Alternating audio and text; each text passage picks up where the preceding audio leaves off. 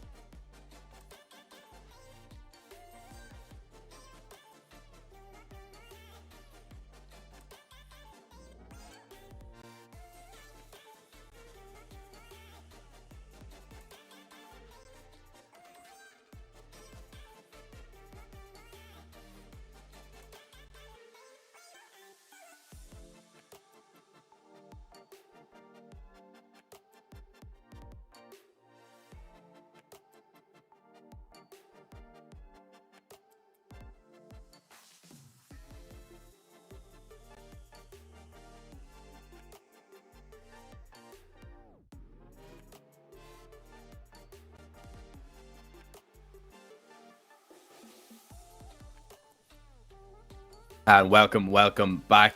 We are live now with game number 1. As you can see, lots of people spread out across the map. Of course, this is finals day. Thank you very much for joining us. I am Jack Surfer Kelly, and with me is Ryan Retro Bernard. Ryan, how are you feeling? You know, you've tipped off Scram, Andretta, and their trio to win. What do you think is going to happen now in the early moments of this one?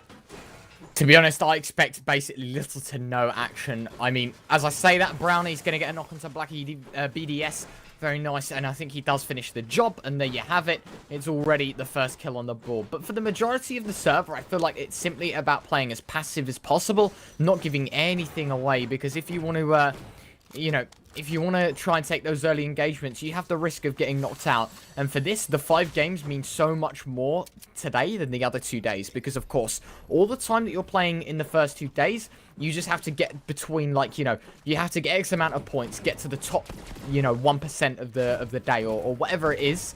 You just have to get there, and then you qualify for the next day.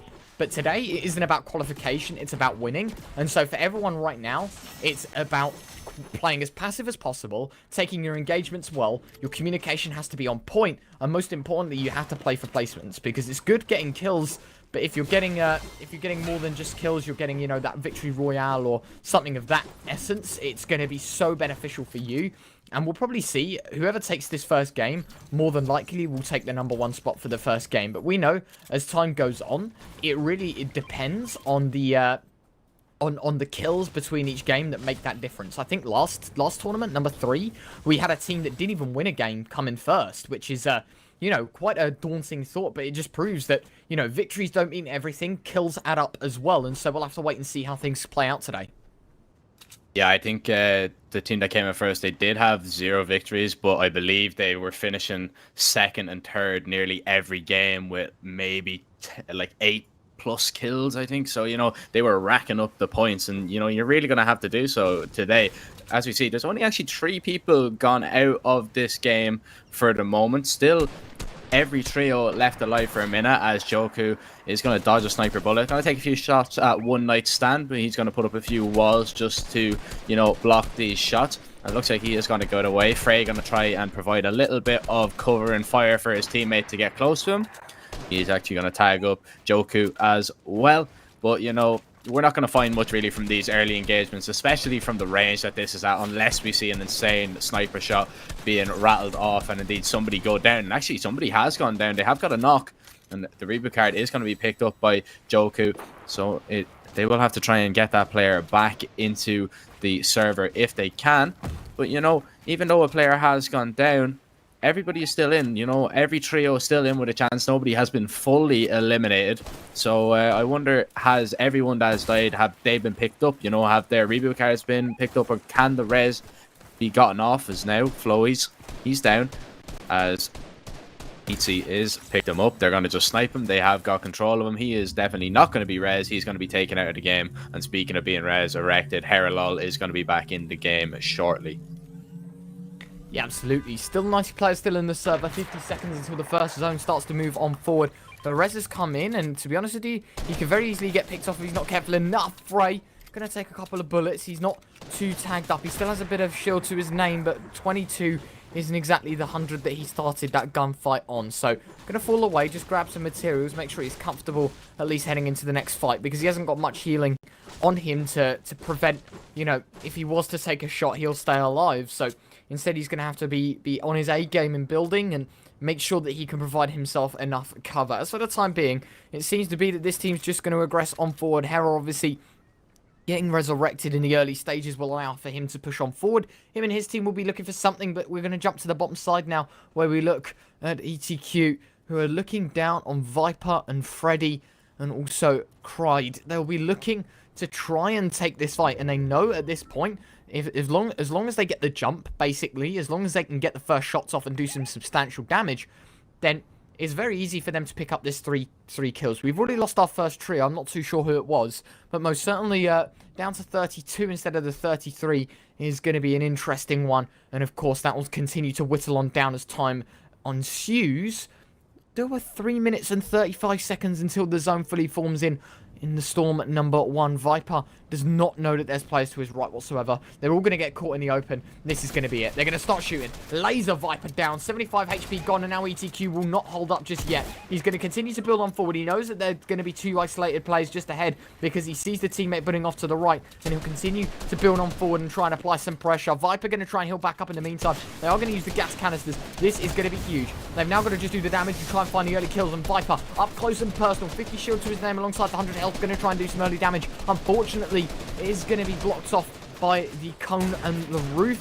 ETQ just trying to apply some pressure with the green AR. Limited ammo, so he's going to have to be cautious on how it's used. Cried, not actually aggressing, and starting to notice how confident he is in his team to just hold on, and he's just going to slowly make his way on forward. He doesn't have to rush in. He doesn't have to, you know, use anything to basically get towards his team. He's just going to try and build on forward and apply less pressure on his team and try and take some of it for himself so that him and his team can group together and try to take down one. And ETQ is going to be the man to do it as he loses 80 health due to full damage. He's already out 75 points of health. He's going to need an absolute full send of help if he wants to get out of this one alive. And by the looks of things, it's changed. You blink and you miss it. It's looking grand as ETQ is now going to have to pop a medkit. He's out of the picture for the time being, and everyone can relax. What an entertaining fight this was. It wasn't exactly the outcome that I certainly would have wanted in terms of people getting absolutely shot down and eliminated, but definitely the trading back and forth, kills lost on both sides, but most importantly, the zone is now going to be on their tails, and so they're going to have to move quite quickly, and so this is just going to be chapter 1 of a whole story of gunfights here.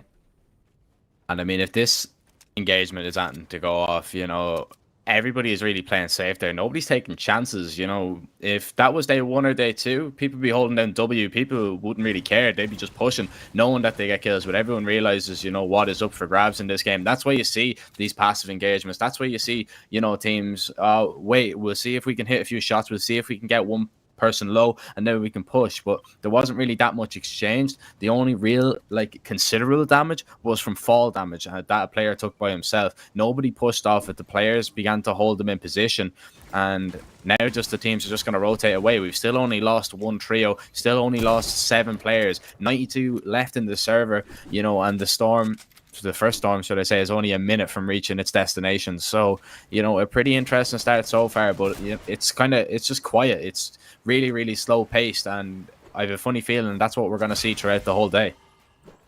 Yeah, absolutely. I know for a fact that people are going to play this a lot more passive than any other day. In fact, Tohash has just been dropped by Thomas HD from the Gamma team, so most certainly not the best of beginnings for Tohash and his team, but most certainly they'll be looking to try and make their way on forward and try to pursue possibly that reboot, or even so, if that's not an option for them, they'll simply just be looking to try and hide. Mappy not building greatly. He's been caught in the back, and he's now just going to pop the mini. He's going to look on forward. In fact, there's a knock in front of them. By the looks of things, Loco EU's been dropped to the floor. He's not finished yet, but they're pressing. They're finding him. The shakedown's going to happen, and then the decapitation, of course. They're just waiting to get the information, and here you go. Sniped off the back. That felt like a wrestling move, but they most certainly make it work as we're down to 90 players. Obviously, Fnagian finding that kill for his team.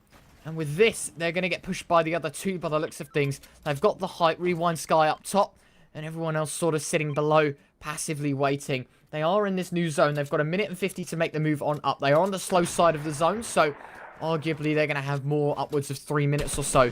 But most certainly not a function that they want to take. They want to try and rotate in early, have the pressure off them, so they're not fighting against the storm as well. So it's basically just a fight against everyone else. By the looks of things, there's going to be chilies used. This could possibly be the opportunity for everyone to sort of run on forward. Snagent, I don't think he has a chili to hand, as his team will be looking to just simply run on forward and protect the shots for him. They are looking off at that rift, and they know that there are people there, so this could be a fight breaking out very, very quickly. Instead, they're deciding to drive away. They knew this could be a fight that we could willingly take. Instead, we're going to back on away. 85 players still in the server, Jack.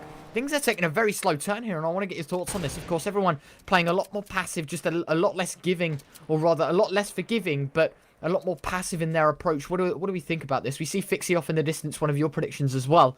You know, how do you think people are settling in today? I mean, you know, it's really, really passive. Everyone doesn't want to take these engagements too early, and if you know, somebody has been caught out. There's been 3 teams, I believe, that have been eliminated. Sorry, 4 in total. A few players just been caught out of position, caught in the storm as well, caught rotating. But it really is a chess match at the minute. Everybody's boxed up. Nobody's running out in the open because nobody wants to get focused. We're going to see Denny go down here up in the top left-hand corner. Frey is going to pick up that knock. He won't pick up the finish just yet as we wait to see what happens. As we see now, 15 seconds until the second storm will begin to move. Of course, Sarox and his trio, they are well and truly in the zone. Half of them getting a knock there. Rowinski has gone down and he's going to be finished off. VF Jerky going to finish that one for his teammate. And, you know, we've lost, I'd say, what, 15 players? It's pretty early going. Of course, Storm Surge is going to come into question, you know, in the next few zones. And there it is. Storm Surge warning coming in. 56 below are indeed your pick, Ryan. Refsguard, Indrea, and Scram. They're going to need to do a little bit of damage. They are now 16 below, but they're going to need to get a move on and start putting a bit of pressure on these teams. And they're going to do exactly that. They get above the threshold, and Refsguard focuses on that car that's driving by. Gets it tagged up a little bit, but nothing to write home about just yet. Done a tiny little bit of damage. Nobody taking shield away just yet on the Train H side. And it looks like Refsguard is just going to back away from that engagement. He's going to look for a snipe on the car as well. See if he can do a little bit more damage. Because you don't really want to be in and around that threshold. You want to be well above it. If you are maybe 300 above it, then you are laughing. But Refsguard not laughing here as the team drives right into him. The car is very low HP. He needs to make sure that he is not close to that. Because if that explodes, it could take down all of his builds. And could take a substantial amount of health away from him. So he's just going to edit on out. And he's going to back away. Going to use a bouncer. And that's a smart play. Getting back away towards his team. But that's what I was talking about, you know. Day number 3, everybody realizes what's up for grabs today. If that was day 1 or 2, you best believe that Scram and Andrea were coming over like a light, like a bolt out of the traps, trying to get over to Refsguard there to help him out. But, you know, everybody just boxing up, everyone being happy where they are. And I think we're in for a quiet one for the next while. Yeah, I think at this point, everyone's just simply going to try and hold on for as much as possible. As you can see, everyone's just sort of trying to play the passive game as much as they can, moving with the zone rather than trying to anticipate, you know, trying to beat the zone to it, basically. As you see, people are more than happy to take ticks for 1, ticks for 2. They're comfortable with it. Nevig actually going to take some shots to the side. And he's got to be careful for this final approach as this zone does move on forward. And now it'll start ticking for 2, and this could be quite a costly move for them to make. He's going to continue to build on forward. He's just going to simply post up, and the Storm Surge is active. And considering they're 8 below as well, and sitting in this storm while it's ticking for 2, it most certainly is not going to help them, as they do need to try and find their way into more damage. And the majority of these teams that are below won't have the opportunity to basically, you know, make their move on forward. And there you go. Nevig dropped to 43. He's going to continue to apply pressure. They're still below. They're still taking damage. This could be it. This could be well and truly over for them. They need to do damage. And there you go. He's gone already. Nevig dropped completely.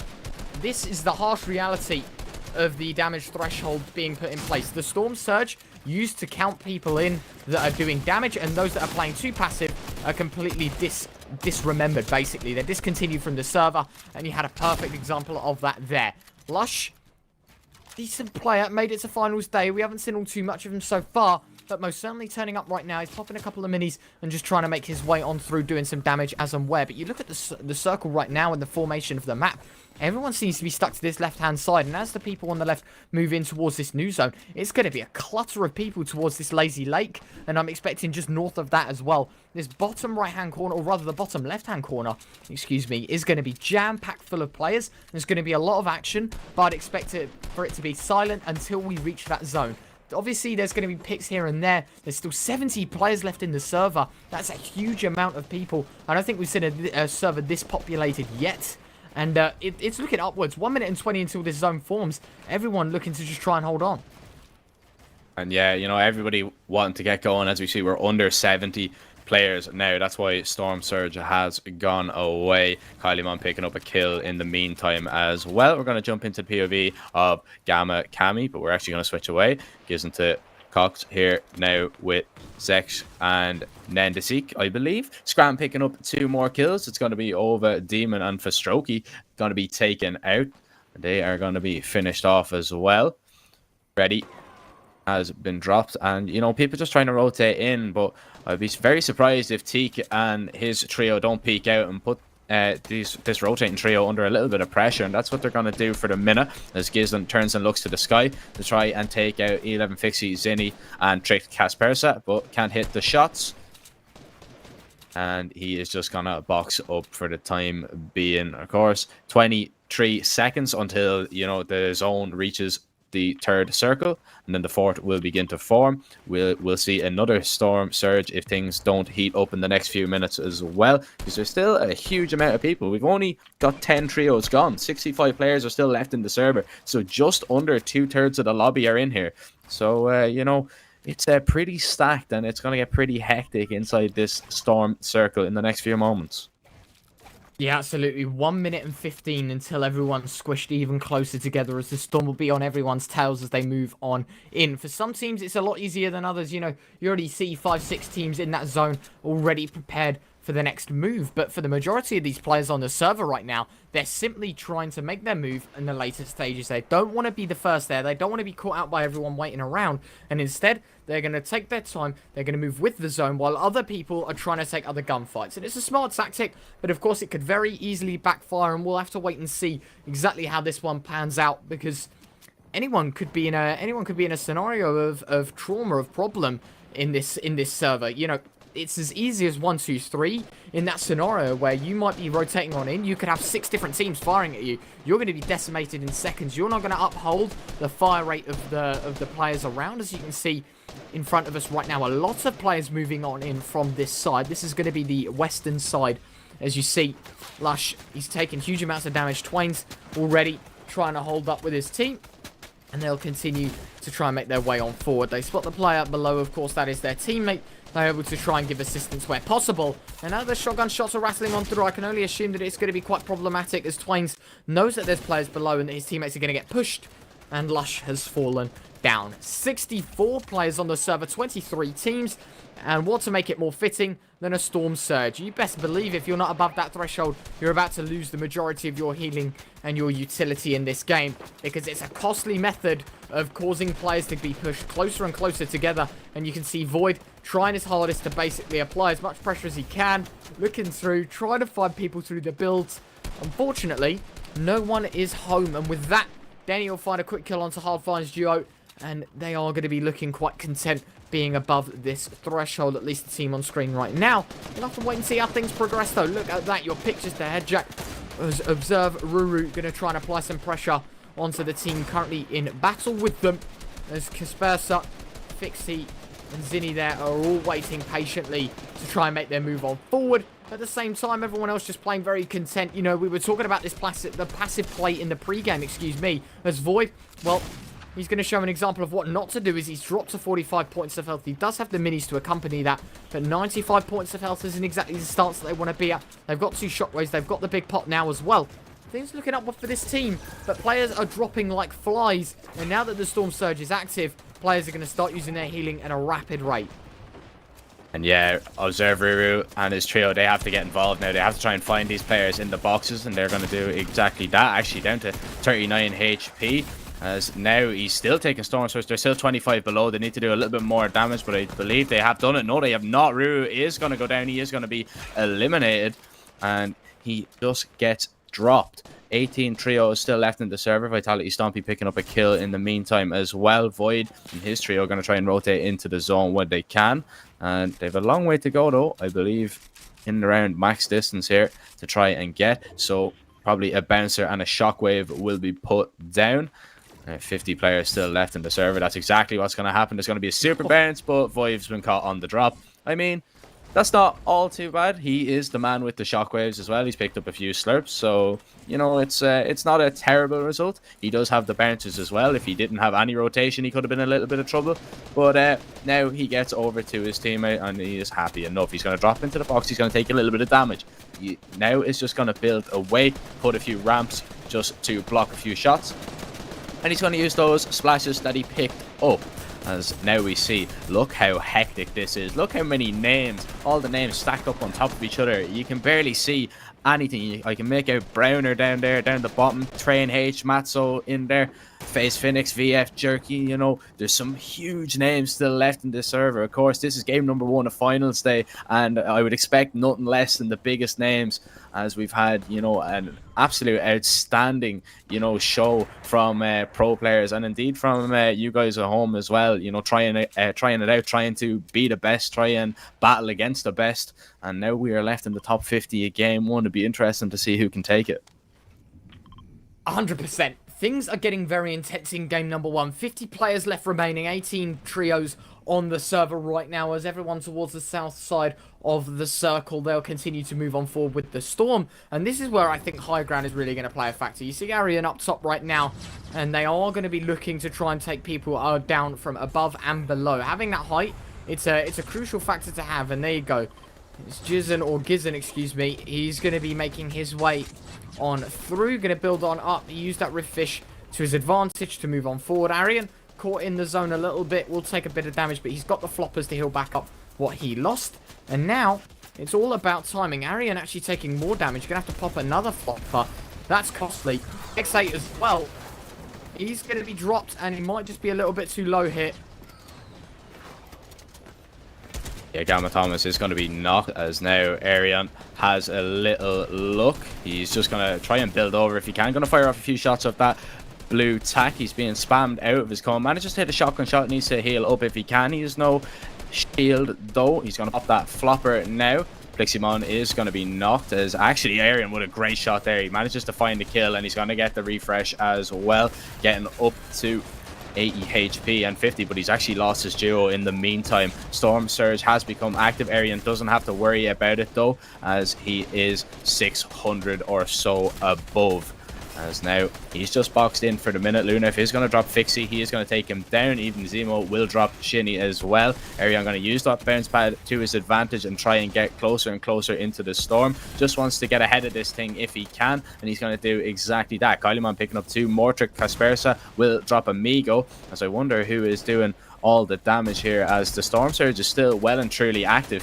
33 or 30 players now left in the server, as it does drop indeed. Trick Kaspersa will be eliminated, and I believe that is going to be it for that trio, as Arian hits some nice shots there, switches over to the sniper, tries to go for a quick scope, but he can't get it done. Now he is very, very close to being out of builds, and he is going to be taken out. He is going to be eliminated. 12 trios remain as Half Dumb begins to tarp in. Scram is going to be knocked. It's going to be Browner to pick up that one. 26 players still left in the server, Ryan. It's getting hectic now in Storm Circle number 8. Yeah, this is getting really intense. As you mentioned, Storm Circle 8, 19 seconds until Storm Circle 9, and I do believe it's 1 minute 30 until that completely closes in. And so these players right now most certainly will simply be looking for their way on through. Halfdome, I've just realized, has got 2 medkits. I'm not too sure if you can out-heal with medkits, so it'll be interesting to see. You know, of course, that 10-second timer to do 100 heals, most certainly not the best of plays. He'll have to use it quite literally when he takes his first tick, and I'm not even sure then he'll have enough heals to do that, as by the looks of things, we've got 1 minute and 17 until this closes completely. 21 players, 10 teams. People are starting to get points for placement, so Scram does find Emo. In fact, I think it was Scram that was knocked as well, I do remember you saying. So he was brought back into the picture and actually able to find something. Passive, he's going to get dropped to very low HP, and he might even be dropped completely from the survey, as I think he got away on around 10 points of health. You see him down below on the right there, and he's finally eliminated. It's Jaspe to find it. Already half done, looking on fire right now with this height. He's got 4 chug splashes and 2 medkits. That is plenty of healing. The question is, will it get to that stage? By the looks of things though, kills going across the board. Amplify, Cammy and Tikal finding one apiece. Steelix as well, finding Amplify in the end. The Train 8 squad whittled on down as Jaspe finds Matsui as well. Kylieman going to drop as well. Rest guard the Mad to finish the job. And now we're getting intense. Now things are getting close. As Halfdome continues to move on forward. Scram going to pick up Browner finally. The revenge is sweet for him. Heatsy going to find a knock onto Face Phoenix. And now the zone's going to be cautious. Now people are getting knocked into the zone. Juriki looking for more, looking for blood, as he's got 2 weapons in hand, the Scar and the shotgun, but he's been caught by attack. And look at this, Halfdome, plenty of damage, dropping on down, taking a little bit more. Jureki taking damage, huge damage dealt, but he's not healed in time. He's gone to the zone. Cammy's going to find himself too, and Dretta with a knock. Cammy going to find Rest Guard, finishes the job nicely. Teak going to get dropped as well, and it's going to be Scram to find it. My pick, Del from the depths. Look at the amount of kills. It's going to be a whopping game for them. 15 kills between them and a victory royale. What a way to start game 1. Oh, I mean, that was absolutely ridiculous there. Cammy just tried to get away. He did have the shockwaves in hand, but I don't think he would have healed Scram. Scram was just too good for him there. And we're going to throw it to the Intel game moment. Here is Browner. I saw a lot of him in the kill feed. Didn't see too much of him on screen as he actually just gets eliminated there. He picked up seven kills for his trio though, I believe, all in all. As now we're just going to see half them. He was out in the zone. He did have those splashes, but he tried to do a little bit of damage here. He did indeed do that, but I believe he eventually got taken down in the storm as he went down here, tried to hit the shot onto Galaxy Racer Teak, but he could not find it.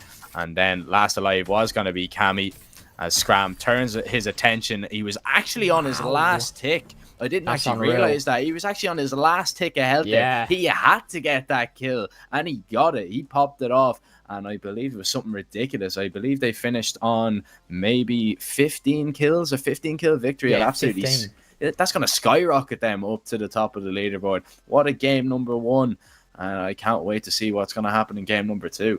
Yeah, I couldn't believe my eyes when I saw that. That was unbelievable. I think to think as well, that's 70 points for a victory royale plus 5 points for every kill. That's an unbelievable scoreline to have. But of course, as you can see on screen, the Pringles drop. It's today. It's right now. And the winner of that is CO Raven, SE0 Raven. Congratulations to you, my friend. Make sure to have your whispers on. Someone will contact you very, very shortly on how to claim that. But of course, we have another giveaway going on. Drop exclamation mark ticket. We've probably been live for nearly an hour. We have been live for an hour. So if you've been here since the start, drop exclamation mark ticket. You'll get yourself a ticket in the all-important Razer Viper mouse giveaway. That'll be drawn at the end of Game 5. But it's time to wrap things up here for game number 1. But don't go anywhere. We'll be back with Game 2 in just a couple of minutes.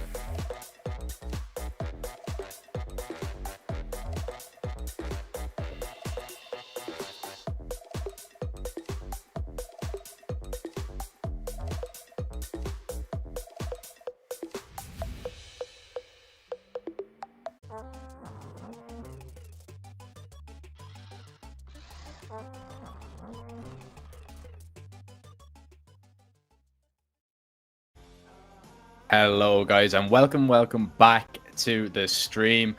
We are gonna get into game number 2 in a short moment, but first of all, we're gonna have a quick look at the leaderboard after game number 1. Refsguard scramming and Drea after a fantastic win. It's a 15 limb win that'll absolutely skyrocket them into 4th place. They have a 51-point lead over Jaspe and Gamma Immersion, who we've seen a little bit of yesterday. Also SETI, 2K, Cami, and Teak in there as well. Ryan, I know for a fact you're feeling pretty chuffed at game number 1, considering your pick are out in 1st place.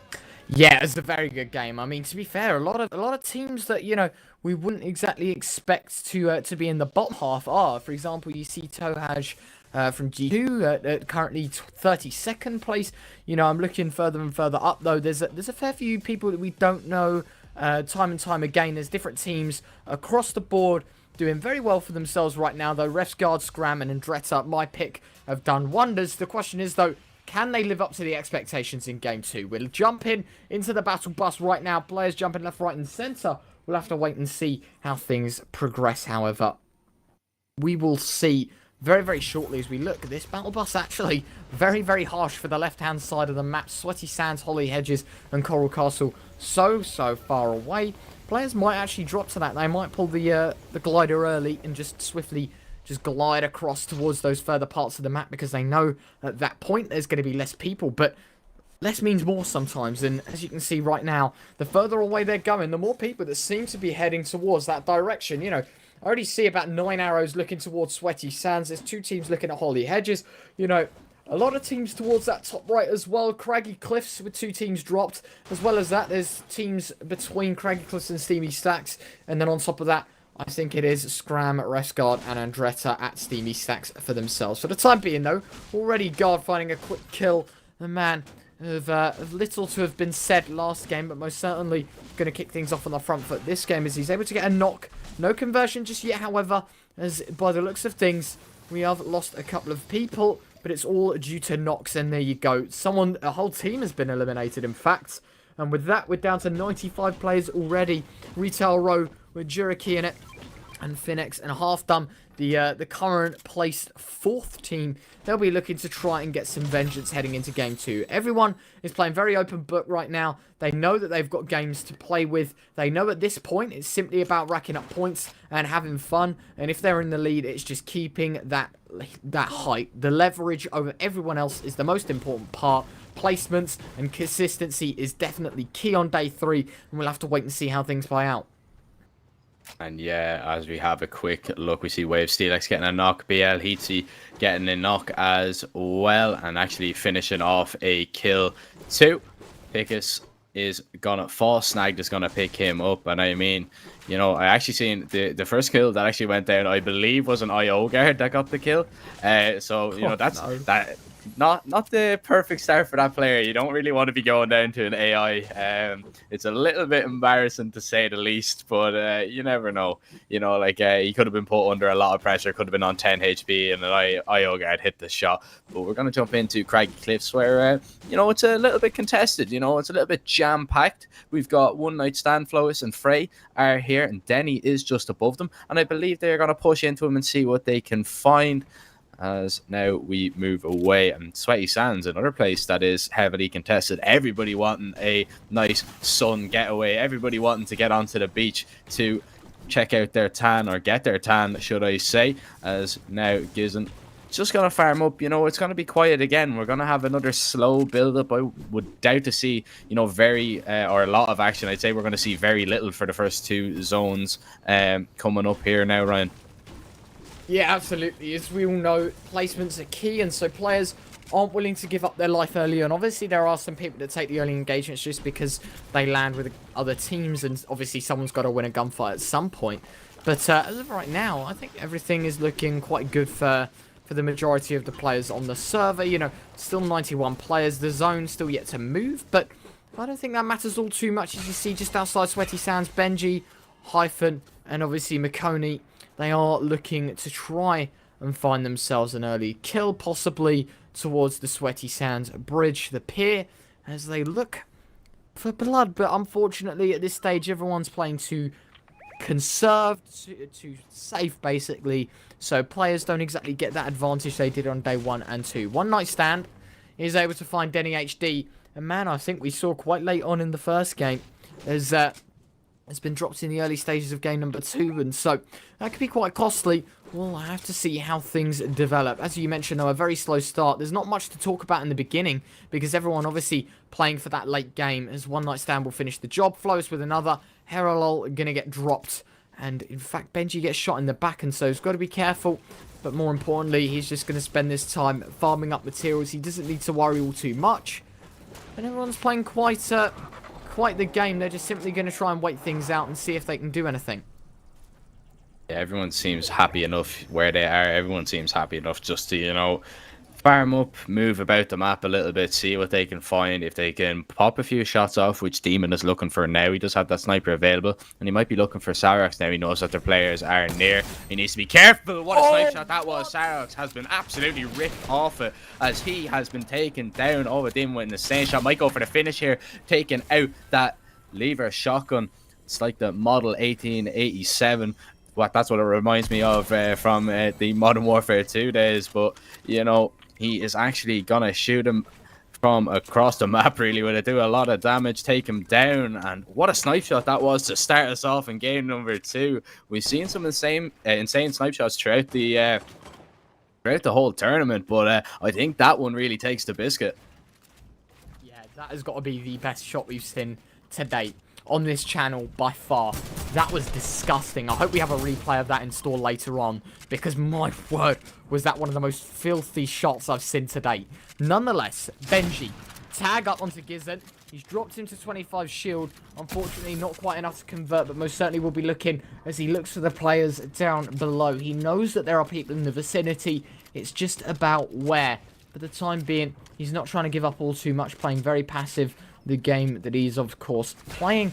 And at this point, they're simply going to look for vengeance, look for something to open things up with, and trying to keep that oppression, that high tempo, to not allow them to slip up as easily, will be a huge benefit to them in the long run. Benji most certainly going to be applying the pressure. Gizen knows that they're in the area, and this is just a fight basically for land. This isn't more about playing smart. This isn't about who can have the height. It's simply about who can wear the other team down the quickest. And right now, Gizen dealing equal damage to Benji, but unfortunately he hasn't got the most health to start the engagement with, so he'll definitely be feeling that one. Down to 69 points of health as Benji continues the aggression on forward, looking from above. Another drop.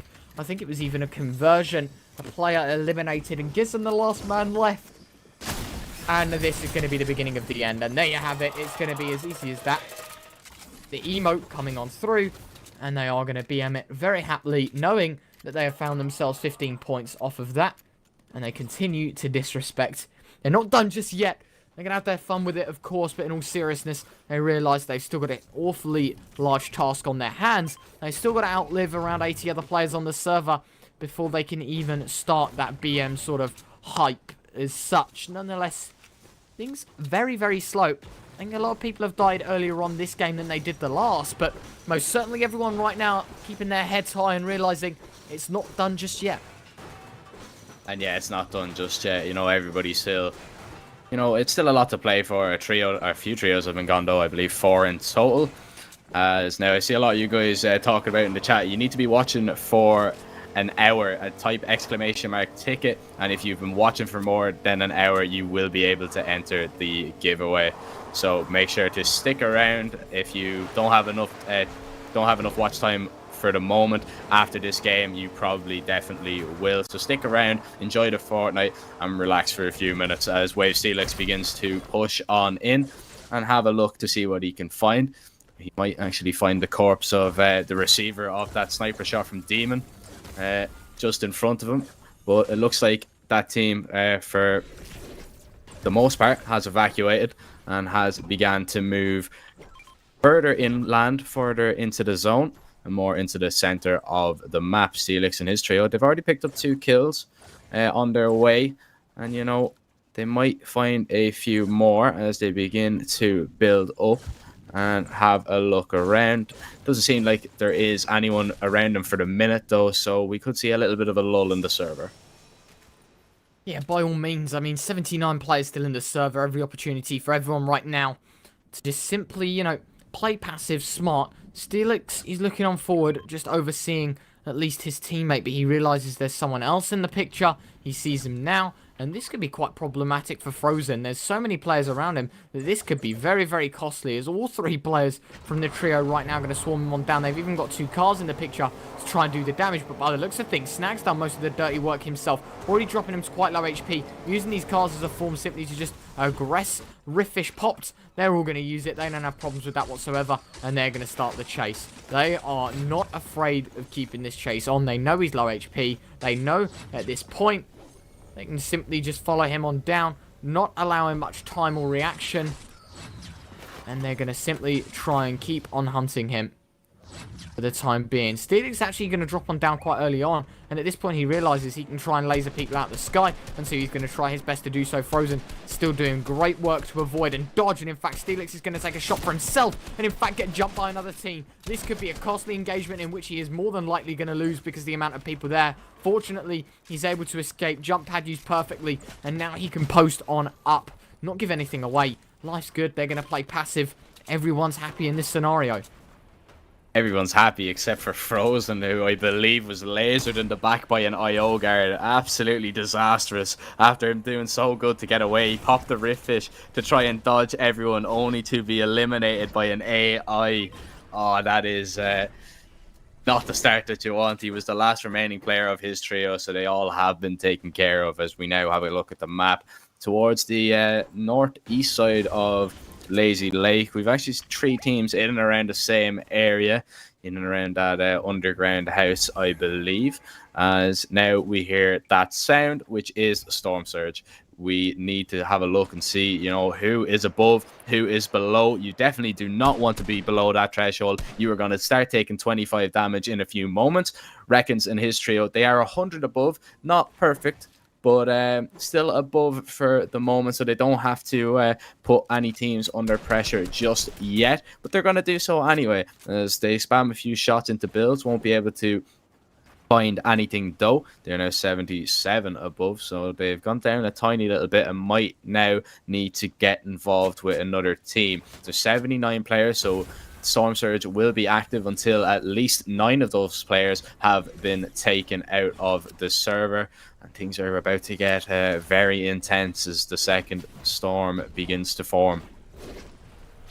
Absolutely. I think everyone right now are just trying to make their way on forward, making sure they are they're moving on in, making sure that they're within the zone, but also whilst being in the zone, make sure they're not under too much fire. As Reckons and his team realise that they've got a little bit of a war ahead of them, as they try to get on in towards the new zone. There are going to be some players trying to destroy that, sort of rotate and disturb the peacefulness of their movement, as he does get tagged. 80 shield already gone. He's got 6 minis and 2 bigs, so there shouldn't be a problem for him. He's also going to pick up a crystal. He'll continue to move on forward, and everything is looking good for him. He does take another shot, but of course, nothing that a mini cannot solve for him.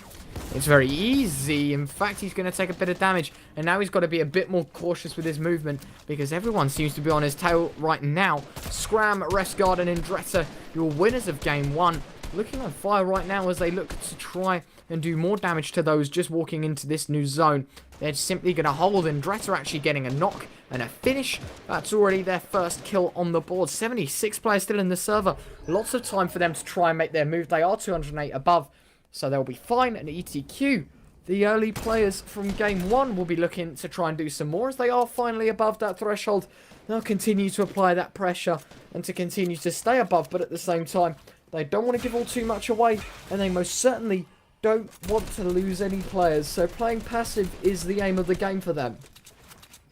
Yeah, playing passive, but not too passive, as they're only 100 above the Storm Surge, and you know, we need to get a few more players eliminated, as ETQ now will begin to put a bit of pressure on that team down below. But it looks like they've popped the rift, now they're trying to get away. ETQ going to use that TAC assault rifle, going to tag up one for 14, can't get the kill though. We still need to get 2 more players eliminated from the server before that Storm Surge can go away. There's still 25 trios left, so absolutely huge. We're going to see Cried pick up a knock there on Kiri. Freddy is going to be eliminated. Laurie is going to be knocked out by Freddy in the meantime as well. And we are going to get under the damage threshold as Kiri and Laurie have been completely finished. And Reckons will follow soon after. The third Storm is going to be into move now. 10 seconds until that begins to push everybody closer together. It is going to get a little bit hectic, you know, and Storm Surge is going to be a big factor all day today. You know, Ryan, we didn't see too much of it on day 1 and 2, maybe a little bit towards the end of day 2, but indeed the final day we are going to see, I'd be surprised if we didn't see Storm Surge in every single lobby.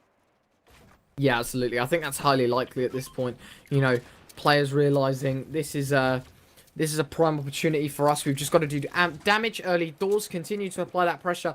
Don't have to give anything away because obviously the Storm Surge will do most of the work. You know, lowering the player's health, eliminating players from the server, just doing its job of being a nuisance to those that aren't actively trying to pick fights. It's as easy as 1, 2, 3. You know, you play passive, you just allow for that to happen. In fact, I think that was Fixie that just got dropped by Skillercoat, which is actually unbelievable, considering they can start to take aggression if they want to for Strokey with the green AR, just trying to apply some pressure, wearing down the walls, wearing down everything of the team up ahead. Heatsy, Steelix, and Snagged, as they'll continue to try and hold off on these pushes, hold off on the barrage of shots. 68 players still in the server.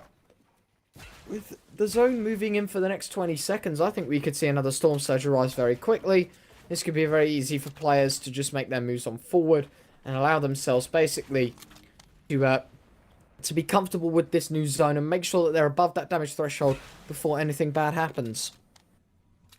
Yeah, we're just going to have a quick look at the map here. Everybody really converging around Lazy Lake, and they're not going to have to move. How lucky is that? Because the circle has been formed. I believe that is the 4th zone, and you know, it's going to push everybody that's on the outskirts of the circle just into Lazy or in and around Lazy. You might be able to be in that house just across the lake. Indeed you will be, and it looks like that purple team bottom left will be going. We're going to jump into the POV of Galaxy Racer Teak, Gamma Kami, and BL CET as they are boxed up for the time being. Some nice shots with the pistol there, tagging Kylie down a tiny bit. Of course, that legendary pistol doing damage from long range. You see an awful lot of pros, you know, they opt to use that instead of actually, you know, using an AR. They just use the pistol because light bullets are more easy to come by. But the only downside is, you know, it only has 16 bullets in a mag, so you know you're gonna have to be pretty accurate with your shot. But at this level, a lot of pros are, and you know, now again, another lull in the server. Everybody seems quiet enough. Galaxy Racer Teak just trying to see if he can find anyone, as actually I believe there are players now on his level. They are looking to get into his old build, so he will need to be careful about that. Happy and his trio having a look down below just to see if they can spot anyone out through the gaps in the floor, but it looks like they are not going to spot anyone. Pompey does have this RPG available, and he's going to try and put it into that build in front of him if he can. The Storm Surge warning coming into fruition now, as we see the damage warning. They're 35 below for the meantime. Vitality, Stompy, Ariel, and X8, they need to be careful. They need to do a little bit of damage. Viper is going to knock Steelix and actually going to eliminate him as Stompy takes a shot to the head. He's going to need to heal up if he can. Picks up those small shields, and he's going to get up to a decent amount of help before he gets involved again. So Maka is going to be down. Zinni is going to get the knock on him as his teammates try and build him back in. It's actually not his teammates, it was actually enemies that were in his box. They take him down and they do eliminate him. Fixie picking up that kill, finishing off Zinni's knock. As Stompy now putting that RPG into the box, and it's actually knocked Skillco, and he will be able to finish him off too. They look for the second player there, as now we have a look. Pasuk has gone down as well. Pixie finally been eliminated, and Mergen picking up that second kill. I believe Mergen and his trio are in second place, so they'll be looking for another high finish if they can, and they'll be looking to pick up these eliminations on the way. Storm Surge becoming active. Arion doesn't have to worry about it now because they are above it after those quick 2 kills. Gamma Mergen is going to fall. It is going to be Trick Casper, so that is going to pick up that one. And indeed, Browner picking up another knock as well. He popped off in the last one too. I believe he picked up around 4 kills, 7 kills all in all for his trio. Void now with this legendary tac assault rifle doing damage to One Night Stand, Flois and Frey. Just tapping into their builds, trying to put them under pressure, trying to get maybe other teams to focus them. And it looks like they're going to use this time to rotate into the next zone. And 49 players now left in the server. Storm Surge is going to go away as Boaz picks up 2 kills. And Frostroki indeed picks up Heatsy as well. The Storm Eye is going to begin to shrink again. And 19 trios remain. Who's going to come out on top? 49 players still within this server as they all continue to move on forward towards this new Storm Eye as it does just form. Everyone looking quite content on where we are. I saw the game 1 winners, Kaspersa. Oh, not Kaspersa, sorry. Scram, Resgard, and Endretta find a quick kill. And I also saw, I was going to mention, Kaspersa pick up a couple of kills left and right as well. So it seems to be the top contenders right now are finding themselves their way onto this scoreboard more and more. As we'll have to wait and see how things continue on. For the time being, everyone posted up, simply playing passive, waiting around, not delivering all too much in terms of the kill department. They're simply trying to do their best trick. Kaspersa actually taken out by Amplify. That's a huge kill to be found. That's knocked some very heavy contenders off. They didn't get the game 1 placement they wanted to, but most certainly that's going to put them out of a possible game 2 picture if they're not careful enough. As a Storm Eye will now shrink in 30 seconds. It makes its way on forward. The 6th zone. And still, we've got just under half the lobby. This circle is about to get jam-packed if people don't start dying. And we could just see another Storm Surge arise very, very quickly here. As there's a moment of silence in terms of everyone disengaging, getting ready to rotate, and everyone will be quite content exactly what they want to do next. Yeah, everyone just, you know, planning their plan of action, you know, planning their route, where they're going to go, what they're going to do. As Wyzip now with his trio, Storm, Surge, Warning coming in again. Gamma Kami going to pick up the knock on One Night Stand. As Amigo on top, Leo the Crack and Wise if they're going to tarp into the zone if they can. Kylieman going to finish off One Night Stand. Gil Flick actually going to get a knock onto Flois and he's going to actually finish it as well. They've already lost Anis, so Thomas and himself will have to go absolutely huge if they're going to take home the victory royale in this one. Wise now just pushing in, just blocking players off if he can, looking for everyone around. As a lot of players have decided to rift here, or indeed maybe one team taking a rift and everybody's jumped in. A free rotation is always good.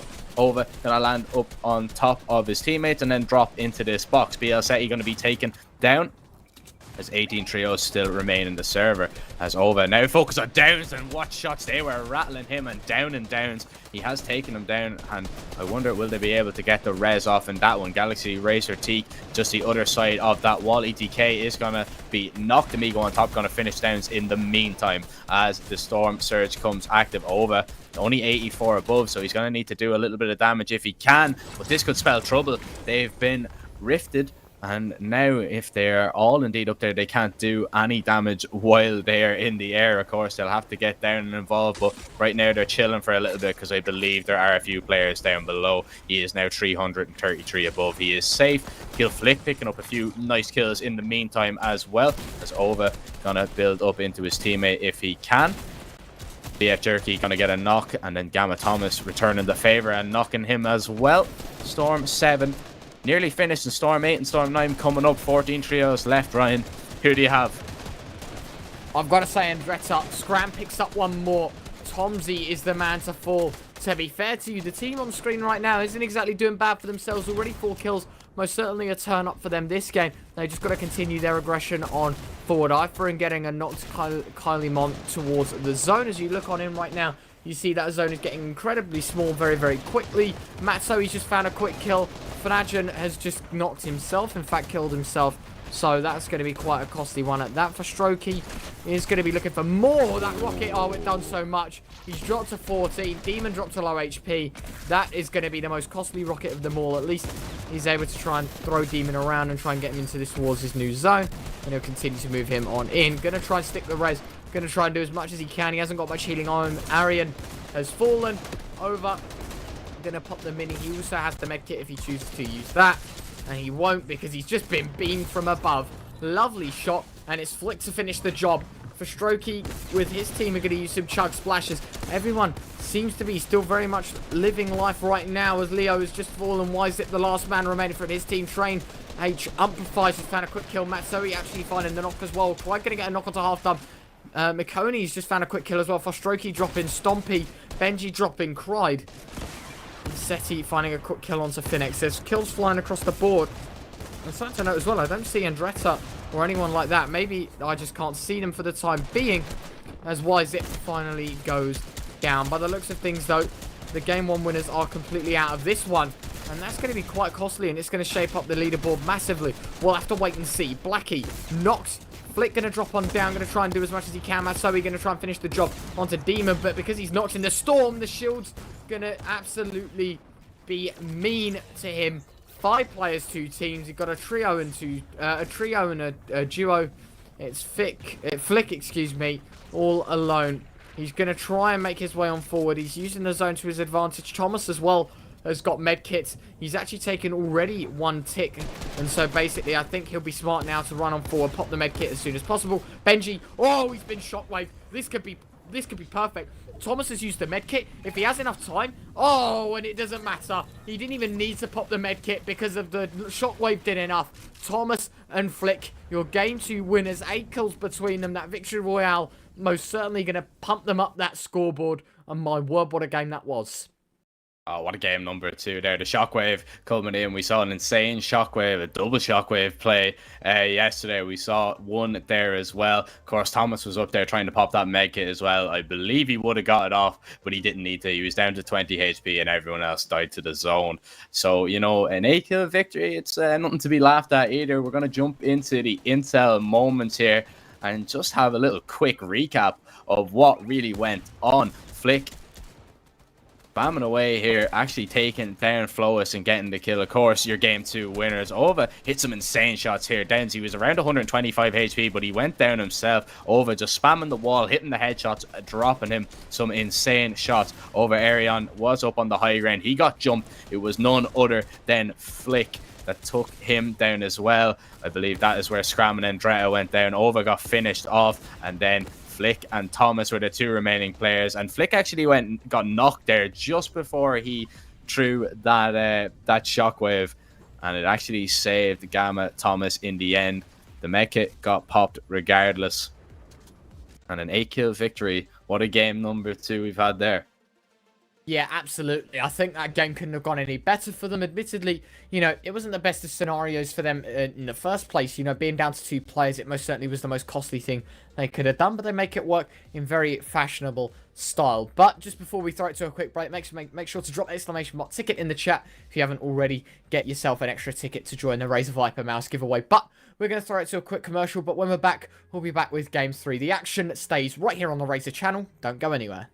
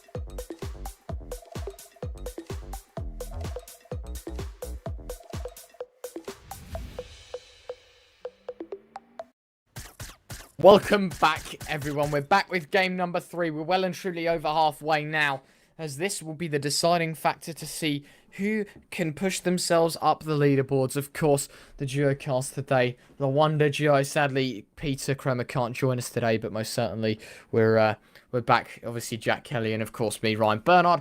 We'll be taking you through the action, of course, through this middle game. Looking at the map, however, a lot of action happening early doors. It seems to be that there's a fair few people in the area everywhere, basically. I'm looking stealthy. Stronghold, there's people landing together. Craggy Cliffs is very congested. It seems to be that, yet again, everyone seems to be piling towards these POIs very, very quickly and very, very sufficiently, as we'll have to wait and see already. Pickus is already dropped. Snappy going to try and do his part, but 97 players already. That means we've already lost 2 players in the get-go as things proceed to continue. Stealthy Stronghold most certainly not going to be a great place for PvP, but Half Dumb looking to try and help his team out as he's popped the chili. He's going to continue to move on forward. The speed is going to try and give him height and absolute length over everyone else. Instead, he realizes both his teammates are dead. He's got the car, and he's absolutely going to book it. He has no attempt in trying to take this. Instead, he's going to run away, and he's going to play as passive as he can to try and get his teammates reboot cars, possibly at a later time if he wants to, or if possible to just outlive the whole zone. By the looks of things, Scram's actually been knocked by Cried, our game 1 winners, already losing a player early on, and Indretta actually taking down Cried, so it's going to be a trade 1-for-1. Scram might just stay alive in this round, and Indretta's just found himself 3. That's unbelievable. He's just killed a whole squad single-handedly as well, unbelievably so.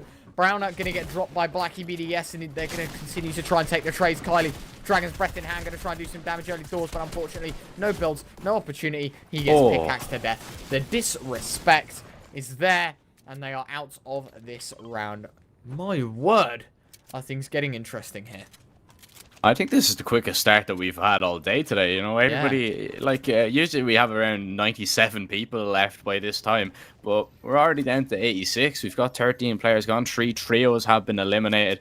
You know, we've seen actually Dragon's Breath shotgun on, I can't remember who it was. It was one of Browner's teammates. Anyway, he went down, but I believe that's the first time we've seen that today as well. It'd be interesting to see, you know, who picks that up. We've seen a lot more of this lever shotgun than I thought we would. Of course, it is one of the new weapons brought in the latest update, so you know, it's pretty interesting to see that people at the pro level indeed are using it, see how good it actually is, see how it matches up against, you know, the tac variants and indeed the charge variants, because as we know, the charge is hit, well, it does hit for the hardest amount, as Amigo on top is going to be able to get a knock here. And Benji thinks about shockwaving, and he's going to do exactly that. Nice shot onto Ken Disc, doing a lot of damage. He's going to box up for the time being as he takes a little bit of damage. Hyphen now going to try and med out in the open, and that is a big no-no. You are going to take so much damage because of that. He is going to be knocked. He's punished for his stupidity there, and he is now going to be finished off, I believe. Benji now looking for a kill up in these builds if he can. Going to drop down onto middle ground to see what he can find. He takes a few shotgun shots and he's going to be knocked. His teammate is going to have to go in and get that kill and finish him off. It is Mikuni, who is last alive, but he's not going to be alive for long. He's going to be taken down. He is going to be eliminated. And Disik is going to be res. And 26 trios are left already. Things have started off with a bang. Escalated quickly, to say the least. Everyone seems to be holding that W key a little bit more. You know, we talk about it time and time again. People just taking aggression in the early stages, but you certainly wouldn't expect it in the grand finals. I see there's the Guild Esports Twitch channel is in our chat promoting themselves. I mean, fair enough. Of course, you know, making it to the final day is a very prestigious thing. So, of course, no matter where you are or who you're supporting, make sure to support the people you know and love in the server. Of course, we're here to provide some awesome content. Of course, these community events aren't exactly free. 6,600 euros given out weekly for the last 4 weeks, and will continue to be given out for the next 2. It's unbelievable. It's amazing, to say the least. So make sure to show your love where possible. Rewind Sky, I mean, he's caught out in the open. It seems to be that he has no chance in this one, as it's YZip that gets the quick kill. Loco is looking for a quick trade, however, and he'll continue to try and apply the pressure as much as he can, as he'll continue to use his green shotgun to as much as he can switches over to the assault rifle, unfortunately, just shy of that as well. And with that, it's looking like it's very quickly escalating there as we jump on over to passive and the north side of Misty Meadows. They'll continue to move on forward, try to play as aggressive as possible, but at the same time, ensuring that their safety is paramount to that of everyone else's death. Because, of course, you've got to play smart in these scenarios. The final day, every single point counts. So if you can get kills, do it by all means. But, of course, if you can play for placement and avoid trying to take some damage, then yes, absolutely do that, because it's going to cost you in the later run if you do not win that gunfight. And you'll see the majority of these teams, it's just simply about trying to play as passive as possible, as less giving as possible to other people, and more to the point, just allowing other people to basically take the gunfights for you. You don't have to be the aggressor in this scenario. You just sit back, let the show go on, and then take the fights as and where you can and you need to ensure that you and your team get yourselves a couple of points other than those placements. So for most sides, they'll be playing as passive as possible, but already nearly a quarter of the lobby gone. I think it's the quickest game we've had today. Yeah, definitely. So I see a few you guys asking about the prize breakdown in the chat. It is indeed top 5 will get prizes: €6,600 in cash and €570 in Razer peripherals. So we've got 3,300 or 3,600, should I say, for first place. We've got 1,800 for second place, 1,200 for third place, and then fourth and fifth will be getting those €570 worth of peripherals spread out spread out. Considering where you place in fourth and fifth. One Night Stand now going to snipe up and see what he can find. He'll want him to be finished up near the top of the leaderboard if he can. He sees one up on top of a ramp. He goes for the snipe shot, but he can't get it. He's going to miss, and he is going to move on down. He now has a look. There is a wall up that he can't take another snipe shot, as now he has to try and get into the zone. The first storm still yet to reach its destination. A minute left. I believe there is a boat behind him. It is his teammate. Might be able to pick him up and propel him a little bit further, but we're going to jump into Steelix now, as they are just sat in this box. They are now in zone, and they are now being hard pressured as OT Adams begins to put them under it a little bit, under the cosh, should I say, as Steelix now, they're trying to look for an editor, just boxing up. They're happy enough here for the minute. They realize they have to go, though, in a matter of moments. They are being spanned from all sides, and look at this. It really is a trifecta of pressure here coming out from this trio. They're all being boxed in. Heatsy, Steelix, and Stag with really nowhere to go. And we could see this, one of the top trios, should I say, be eliminated already in game number 3. Steelix having a look, seeing what he can find, realizing that he has to take a shot, actually dodging a shotgun shot there, going for it. It takes that wall. A nice shot there, 72 damage. It's not enough, though. He needs to find a few more. Gonna pop a flopper.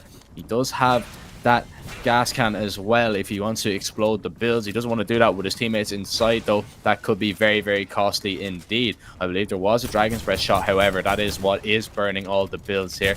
But they are just beginning to hold and just staying boxed up for the time being, trying to out-heal and trying to just find shots where they can. Of course, Siphon will come into play. If a team can get the knock here in the storm, it'd be absolutely huge, because then this other team with only 2 players up and 2 players alive would be under so much pressure. As Hardfine's duo now breaking in the builds, trying to get a shot off with that lever shotgun onto Heatsy, as Snagged is going to go down.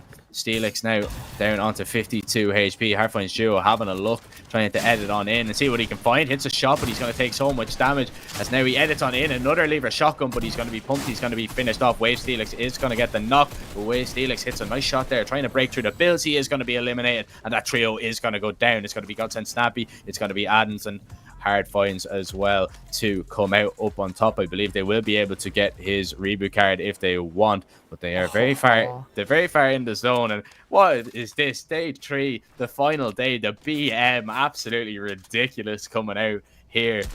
But you know, I suppose it has to be done. You have to let them know that if you get the better of them in the fight, I'd be a big fan of letting the team know that you indeed got destroyed. As Jamside now going to move on in. He's going to take a little bit of damage. It's going to be Patrick that is going to be pressured a little bit. Hits a nice shot, but he takes a lot of damage in the meantime. 61 HP. And now he's going to edit on out to see if he can find a shot onto Void. But he's going to wait. He's going to heal up. His teammates have grouped up with him for the time being. Takes a bit more damage as AR drops into the box, and he actually gets a knock there as well. Damside needs to try and heal up. Shots rattling out. AR, I believe, finds another one. Tries to take down Gambit. Left, I believe, is how you pronounce that. Drops on in. Needs to dodge that right hand angle. Damside hits a nice shot there, and he's being put under an awful lot of pressure. Tries to edit the cone and have a look down if he can, but he's going to be eliminated. He is going to be taken down. AR, Bafoid, Void, and Passive, should I say, picking up 3 kills. They're their first 3 kills of the game, and they are going to begin to move towards Slurpy Swamp and try and get out of this zone. Absolutely, they're going to continue to move on forward. In that storm, it's going to be quite costly. It'll be interesting to see how far away they are from that circle, of course. Moving forward upwards of Slurpy Swamp, they can try and get some heals there if they need to. But I think the integral point to this game is, you know, how many people are comfortable sitting in the storm in the early stages. They know, yeah, all the time that it's ticking for one, they can continue to move. You can see on screen right now, the distance they have to move is quite considerable. And so this zone will probably outmove them. And that means that when it lands, when it reaches the circle, if they don't get a car or any form of rotation, it will start ticking for 2. And that's where concerns arise. But for the time being, they're quite content on where they are, as this team will approach the house quite nicely. They'll continue to farm on up. Kendasek, of course, being there. And for some reason, this is an interesting POV, as we're watching a bit of an AI. This is lovely. Yeah, just chilling in the storm, having a little bit of a walk around, you know yourself, as there's a bit of lull in the server, not too much action. It's just going to be pretty interesting. Going to walk down the stairs, see what's going on downstairs. Upstairs was a bit quiet. Yeah. I say he doesn't want to disturb anyone from their game, but most certainly just having a little sit around in the storm. But more importantly, everyone right now playing very, very passive. As this zone forms, there's still 66 players within the server, so most certainly, basically little to no action happening in the later stages, and it's more happening towards the to the early beginnings rather than the later stages. You can see right now, Zorni, he's going to try and pick up as many materials as he can. Continue to aggress, continue to push on forward. He doesn't have to give all too much in this scenario. He just continues to move with his team. He just farms on up, comfortable level of materials, and then he can approach the circle and try to make his way on forward. Him and his team are just going to try and edge their way on through, and they'll find their way towards the new zone, but of course, that's only half their concerns out the window, because yes, they've made it to zone 3. They've got to be careful of this 4th zone, however. Or rather, the 3rd zone, excuse me, as they'll continue to heal on up. Zorni going to pop a med kit. And then it's as easy as running across, using their builds actively and nicely will allow for them to keep some of them on them, but at the same time, they'll continue to easily be able to move on around towards this new zone. Kendasek is looking quite considerably wet as he's taking a dip in the ocean, but he's most certainly not going to be too threatened by anyone on the beach or further up from that, as he'll continue to move on forward. Finally, someone pulls the trigger on him, and in fact, he is able to put up his builds quite nicely. Shot fired. Sniper rifle just missing out on a very impactful shot had it have landed. And find one out towards Zohan as well. And again, nothing to be made. Oh, that's a nice shot, though. He's quick and crisp with his shots as he lines up another. Kendasek, little material, or rather, I don't know what happened there. Maybe he just couldn't place anything.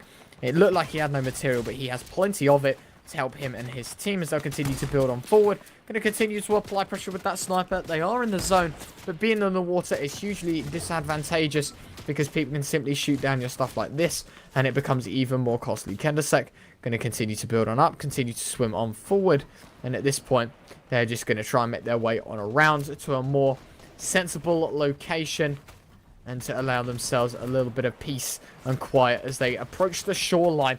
62 players still in the server.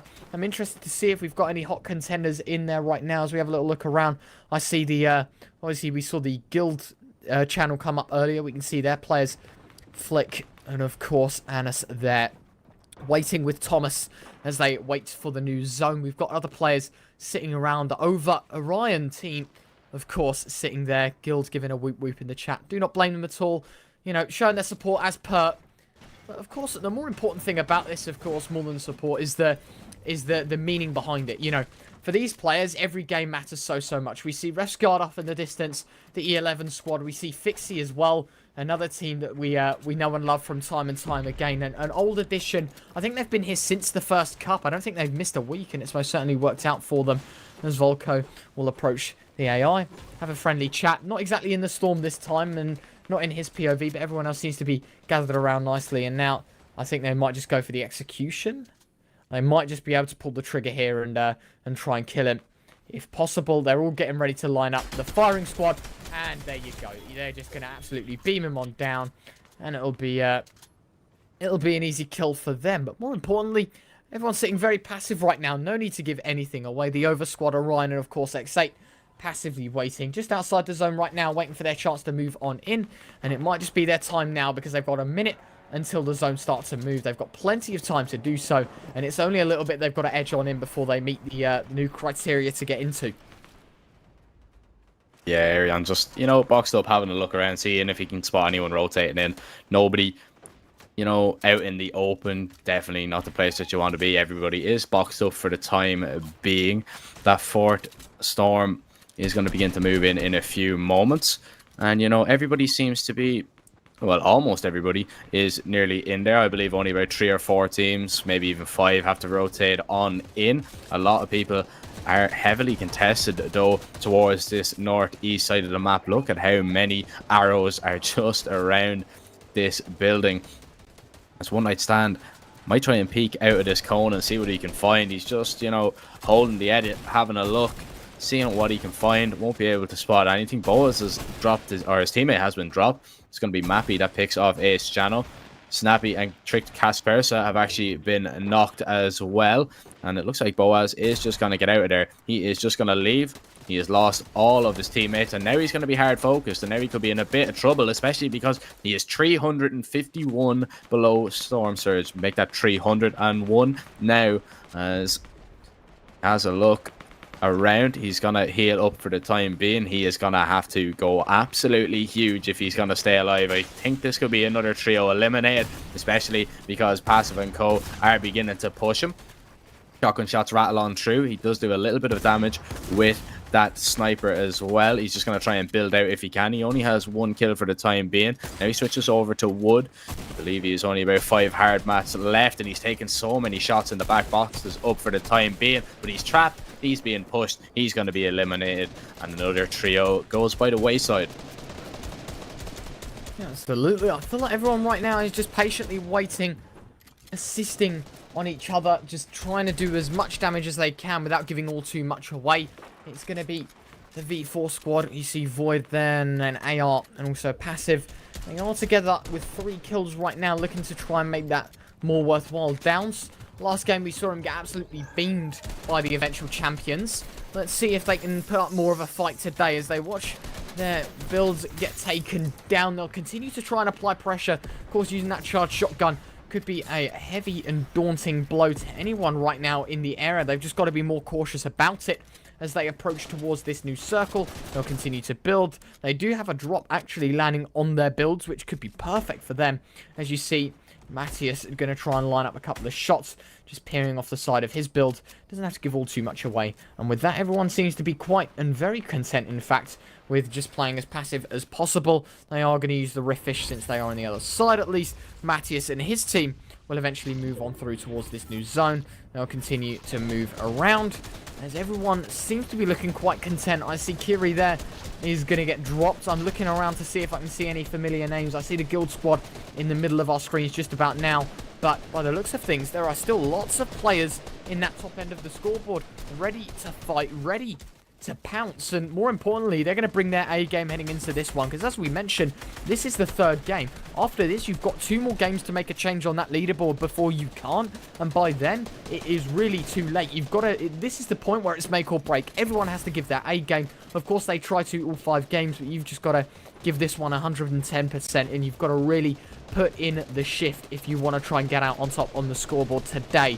Currently, Morocco just finding a quick kill, and everyone seems to be just firing off their ARs. They're not doing nothing too substantial. It's just damage to each other's builds and trying to play as content as possible. They don't give all too much away. And at this point, everyone seems to be very, very happy with what they're doing as the zone will continue to move on up towards Holly Hedges. They've got 25 seconds to make their reaction, and then it's all about making the move across. Yeah, it really is all about making the move, how you're going to rotate, what you're going to do, if you're going to use a Rift Fish, if you're going to use a Super Bounce, if you're just going to use a Shockwave, if you're just going to tarp in. You know, these are all good. They all have their own advantages. But, you know, it's going to be heavily contested trying to get across, and you might be heavily focused, as Mappy is doing to this team in the builds in front of him. Levolko and his team are taking an awful lot of damage. We're going to see the Storm Surge warning come yet again, as we now see they are actually 382 above. We won't see them worrying about it too much, but the team that are below is going to be Downs 32013 and Pablo Wingo. So Downs now going to have to look and see if he can find anyone just rotating in. Guild Flick is going to be knocked as Downs pushes with his teammate and begins to move on in. Gonna try and edit out and see if he can find any shots. Continuing to tarp on through. There's nobody really around him. He can't really, you know, pop off a few shots at all. As Mappy now gonna fly on in. He's gonna go for mid ground. He's gonna just box up, I believe. Andrea is in the box below him, and Downs has actually gone down. He has been knocked. Pablo Wingo now needs to try and hit some shots and try and stay alive.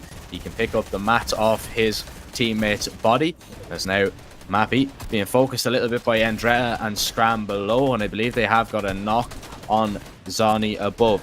Zani now is going to try and crawl in, but I believe he is not going to be res. He is way too far away, overtaking a little bit of damage, or X8 should I say. Now he is going to be knocked. He is actually down because of Storm Surge, and he is going to be finished. Mappy now heals up for the time being. His team already picked up 5 kills. He'd be looking to add to that tally as he boxes up, takes a little bit of damage, going to pop another mini. Does have a flopper available if it comes to that. Pablo Wingo is going to be the last player eliminated on that trio, as we have 15 remaining. Panajan and Mappy looking down below, going for an edit off, hits a shotgun shot, hits the second one as well. Lots of damage coming in here as Mappy hits some insane shots, trying to take the wall here if he can. Tomsy needs to try and rotate around, but Mappy has gone back up, as now he is going to be healed up. The splashes are going to be used. Arian and Levolko have been eliminated. One night stand picking up that one as Mappy tries to get into this box if he can. He hits the shot, can't get the finish. Blackie is actually going to get air in the storm, and 24 players left in the server. This is getting absolutely crazy. We see a nice overhead now for the time being. Players getting knocked. Panajan has been taken care of. Scram and Dreta are still alive for the time being. Luna have taken an awful lot of damage. He has those minis in hand. He's going to pop them. Gamma Thomas, oh my, Tomsy been eliminated. That's absolutely insane. The shots there, absolutely ridiculous. Gonna shockwave up to try and find out Train H Amplify, but he won't be able to. He's gonna have to drop on and try and pop these minutes. Anas is still alive. Flick sadly is deceased. 20 players left. I wonder can Gamma Thomas and Anas take this? That is unbelievable. Thomas finding another one. The guild squad picking up kills left, right, and center. And that's the most important part. They now have height. They now have the advantageous position. And this is looking grand for them. The zone is moving in for the next minute. They'll continue to drop on down, connecting their builds as and where they can to try and prevent as many people from trying to take them down as possible, as Anas continues to try and take this height. They're not allowing anyone else to try and stand in their way. They are looking on fire right now. Frey gonna try and contest. Anas just penalizing him for even trying to take the duel in the first place. As Thomas down to 1 point of health finally dropped, but Anas still very much in the picture. Very much still within the round. He's going to pop as many shields as he can. Going to continue to build on up and finally take them down. But that is a 5th place secured for them and a lot of points in the bag. Zesh looking for a shot right now as the storm continues to close on in. He finds one, but unfortunately he will go down in the end. Look at the trio at the bottom. One night stand nowhere to be seen. It's Resguard, Scram, and Endretta all very much in the picture. We might have back-to-back, or rather not back-to-back, but rather double wins for them today as one night stand falls. Resguard to find the kill. And ladies and gentlemen, you have your winners for game 1, and not only that, your winners for game 3. Scram, Resguard, and Endretta with a nasty 12-kill victory royale. This team is looking on fire right now. And I mean, we saw a 14-kill win for them in the first game, a 12 kill game from them in the third game. I believe they placed maybe I want to say in the top 10 in the second game. I'm not too 10th, yeah. yeah, 10th. Yeah, I'm not that, it's not bad. It is not bad at all. You'd be pretty happy with that. We're going to jump into the intel moments and see what actually unfolded. Snappy taken down, and this was the emotes and all, the BM that we saw earlier. I putting a lot of damage onto the Gambit player below, and I believe he dropped on in, and I believe he found this kill as he tried to edit. He just finished off that player down below, and I was actually passive that picked up the kill in the storm as well. Then moving on in, Guild, Anas and Thomas were the only two players left alive here in this trio. Thomas, I believe, dropped down. He did get finished. He was around 1 HP, dancing around the box. It wasn't an awful lot. Anas tried to use that bouncer to save him, but it ultimately cost him his death. One Night Stand was out in the zone here. Managed to get the knock here onto Andrea when he built in. Got back into the zone. Hit a nice shot here to down him. Actually, 2 shots, but it wasn't enough because Refsguard was above him, finishing him off, getting the kill. And what a victory royale! 12 kill wins, and they're definitely going to be in first place after that one. 100%. 2 wins in 3 games is going to set a huge precedent for them. I'm looking. Obviously, we can't show the scoreboards right now because they're still calculating points for the last game just gone. But more importantly, I feel like in this scenario, it is unbelievable how strong this team's looking right now. Of course, we saw the Guild squad actually, I think they had a very quiet first 2 games, but most certainly turned up with a bang in that third one.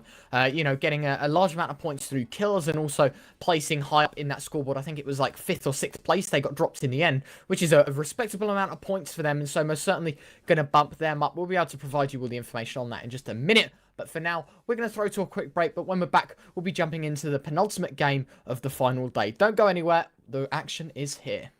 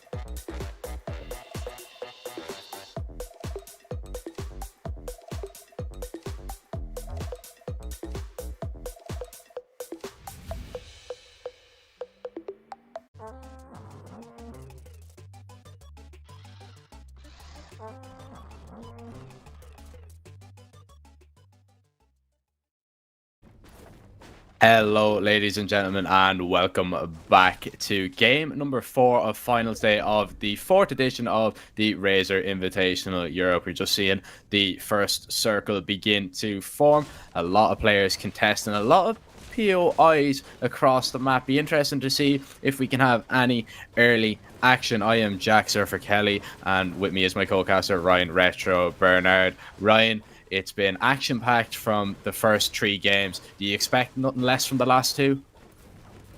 I don't know, to be honest with you. Already we've lost a trio and, you know, 5 players already evaporated from the server. I feel like today, this game, in this moment, is going to be so aggressive, and it's going to mean a lot to the teams that aren't in the best of positions right now. They need to start getting kills, and quite quickly. They need to start racking up those points. Otherwise, they will just fall short. And here we go. Charge splashes being used across the board. There will be some heals being used left, right, and center for this team. In craggy cliffs, excuse me. It's a very slow start, but across the board, Hyphen has just found Gizzard. And that is a key player. I think we've seen him time and time again show up in these games and actually deliver quite well.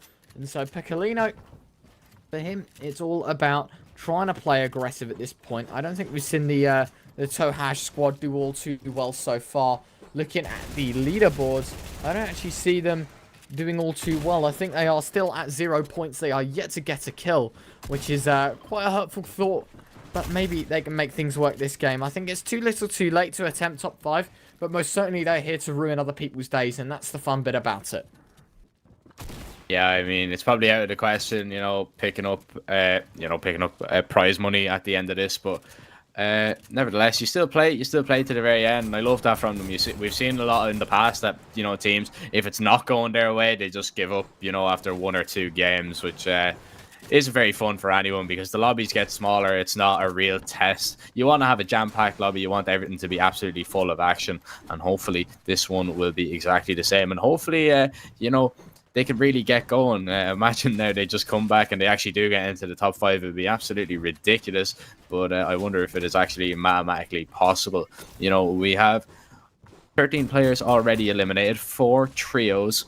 As Leo the Crack looks down below, Gendaway hitting a nice shot on him. He's actually going to have to back away. He has no heals, though. He has no shield, no white heals, as he begins to run around to see what he can find, as his team are involved in an engagement.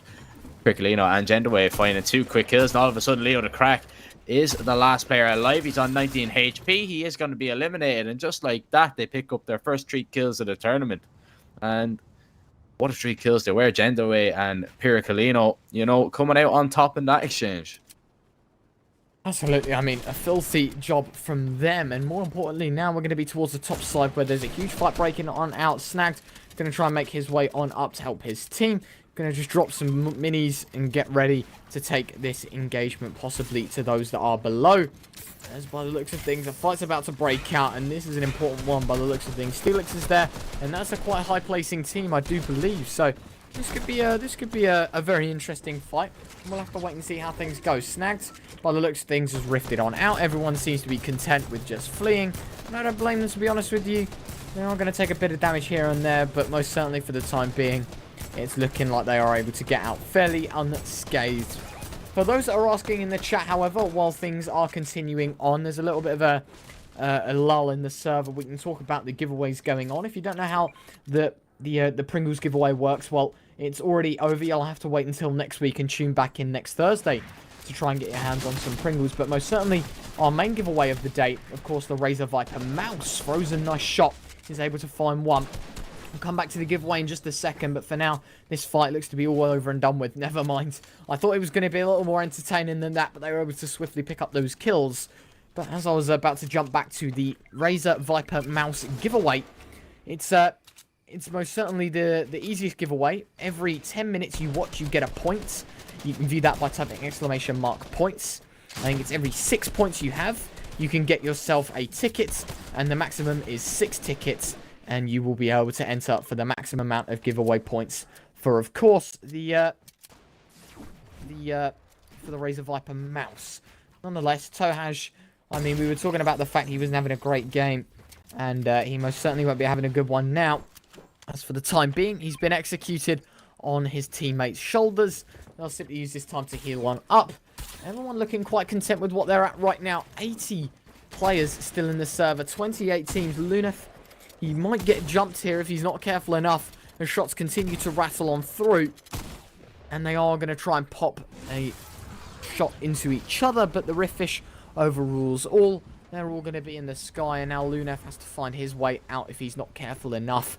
And of course, this could scream horror if he's not careful enough with his rotates. And yeah, I mean, they need to pick a place, they need to land, they need to hope that they don't get focused on, as Gamma Letwick is going to apply a little bit of pressure from down below. Nobody landed on them, which is good news for the time being. They are somewhat away from the action. They can farm up some materials if they want, as they are going to do exactly that. Lunef's going to go down and maybe see what he can find in Hunter's Haven down below. He does have a harpoon, and if he wants to see maybe if there's any fishing spots, but I don't believe there is any. He is, however, going to move on in and pick up these coconuts and indeed the slurp mushrooms. Going to use them up, get up to a little bit higher HP. Adams has been taken down. Pickus is going to find that kill. We are down to 79 players, and now, you know, everything goes quiet. Everybody looting up, nobody really getting involved. And as I say that, Maze, and it's going to be knocked, and Monaco frozen as well. Pickus is going to be the last player alive in this trio, and he is so far away. He is absolutely dipped, gone away, doesn't want anything to do with that. He won't be able to pick up any of his teammates' cards. Found another team. He's actually rotated into them, and he could be in a lot of trouble. He is being shot out. It is Pliximon, Ruru, and Evening Zemo who are doing a little bit of damage to him. He's just going to try and tunnel his way behind a mountain to survive for the time being. But if I know this Ruru team, I don't think they're going to let off that easy. I believe they're going to keep applying pressure on them, but they could run into this other team that is indeed in Stealthy Stronghold, which could spell a little bit of trouble for them. Absolutely. As the first zone will come to its end, it'll be the second zone that's going to flash people closer and closer together. At this point in time, it seems to be everyone is quite content with where they're at. You know, these players sitting outside Ruru on Stealthy Stronghold, but the majority of players now actually gonna have to move on up towards Stealthy Stronghold. A very easy rotate for the Ruru squad. In fact, don't even need to press any arrow keys or any keys to move, excuse me, for the time being.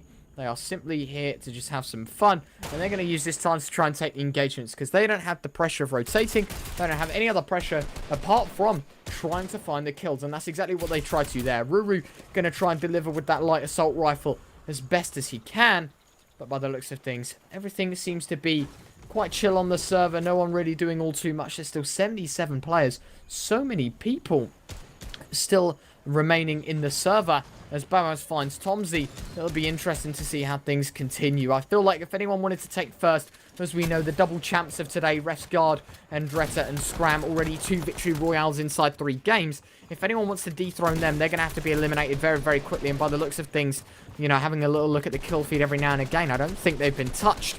And that, yet again, means that their space on the scoreboard might just be enlarged. And it's going to become even harder, excuse me, for more teams to try and find their way on through. Pliximon is going to take huge amounts of damage here. He's going to use these bandages to heal on up. Try and get as high health as possible so the campfire can override the 75 that bandages naturally heal to. But actually, they found themselves a quick kill. Pliximon will deliver the goods and find a quick shot. And now, it's all about playing passive for this team. They've already destroyed a trio in removing one of their players. It's now simply about playing the smart game. And for this team, they'll be looking to try and make their way on forward towards the new zone and try and do it in the most stealthy way possible, sticking to the shoreline as they'll continue to move on up. Things are getting very, very serious now across the server as players are hungrier and hungrier to find themselves further up that scoreboard. Yeah, Reckon's now rotated in with Cryery and Laurie. Yet to see, you know, them do too much in the you know, end game. They are very prominent in mid game, but, you know, haven't really got down to, I'd say, the top 5.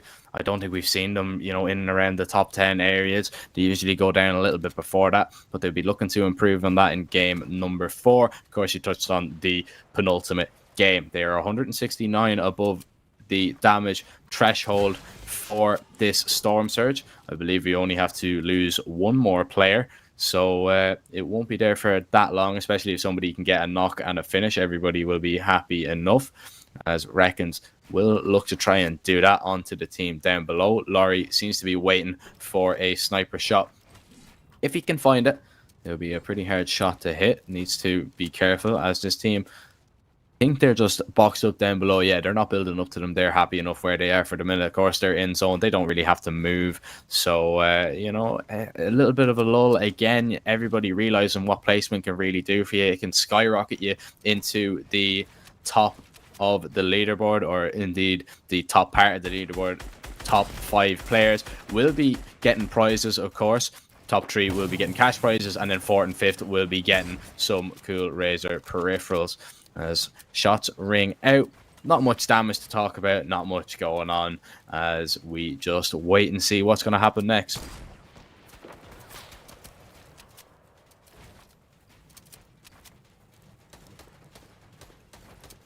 And yeah, Reckons, you know, he's still just waiting, you know, firing off a few shots left, right, and center. Laurie doing a little bit of damage if he can, but nothing too much really to see. They spotted a player out in the water as they have a look to maybe find a tiny bit of damage, but now they're going to try and rotate. Not coming in from Laurie. It is going to be Brighter that is going to go down, and that's why they are pushing. That's why they have initiated it, and Reckon's going to get up close and personal. They're going to hit a nice shot there, and he hits a nice second as well. Storm Surge becoming active. It won't apply to them for the time being because they are well and truly above it. Brighter now still up. He's actually been res, I believe, but he's been knocked. He's going to be finished, and I believe that trio has been taken care of. They have been dispatched off fairly lightly. There's Kryrie with a triple kill. They've got 15 points, and not a bad start. Yeah, absolutely. Apologies about that. I don't know what happened. I may have accidentally hit the mute button on my mic. Who knows? But for the time being, it looks to be as if everyone's quite content. Obviously, as the count of players continue to fall on down ever so slowly, you know, everyone's just going to be playing as passive as possible. They want the placement points, but as time goes on, people will simply just allow the number to whittle on down. As Astrofun's just found 3 people, all 3 players solo. That's unbelievable. And so now it's simply about everyone being as intelligent as possible and realizing that at this point it's basically just about trying to stay alive and allowing other teams to take the fights. You don't have to take these fights. You have no reason to. You just simply have to post up, wait, and allow the other teams to fight things out, because eventually you'll find yourself in the top 15. Of course, I'm not a professional player by any standard. I'm quite literally the opposite. I'm probably one of the worst people you could play with when playing Fortnite. But I think it's logical sense to think, you know, in this scenario, 23 teams, you know, maybe the server doesn't know how many teams there are. I'm not too sure about that. But they think, okay, there's this amount of players in the server. More than likely, there's going to be around 20 trios in the server. Let's think. We've just got to outlive everyone else and make sure we start getting points for placement. As it's Scram and Cammy that find one apiece, and they'll be looking to try and deliver even more of that style if possible. Dompy going to drop 2 minis on down, allow his teammate to heal on up, get posted up, and play passive for himself. Everyone seems to be very content, though, with the positions that they're at. And it seems to be that time will continue to tick on down, and people will wait for the zones to come on in. Yeah, just waiting to see Arion just building on out, just tarping out, just expanding their boxes while they can. 62 players still left in the server. Got 23 trios all in all. Everybody seems to be in the zone. Everybody seems to be happy enough. We can't even hear that many gunshots. We can't, you know, hear that much going on. So I think everybody's happy enough. I hear some shots rattling on through. Well, I can't really see where they are. It's probably just pop shots going off into builds. Nobody doing much damage just yet. Of course, that will come later on, especially when this 3rd storm comes on in and finishes closing. And the 4th circle is going to form. Now, this is going to be pretty interesting because we're going to have a stealthy stronghold finish.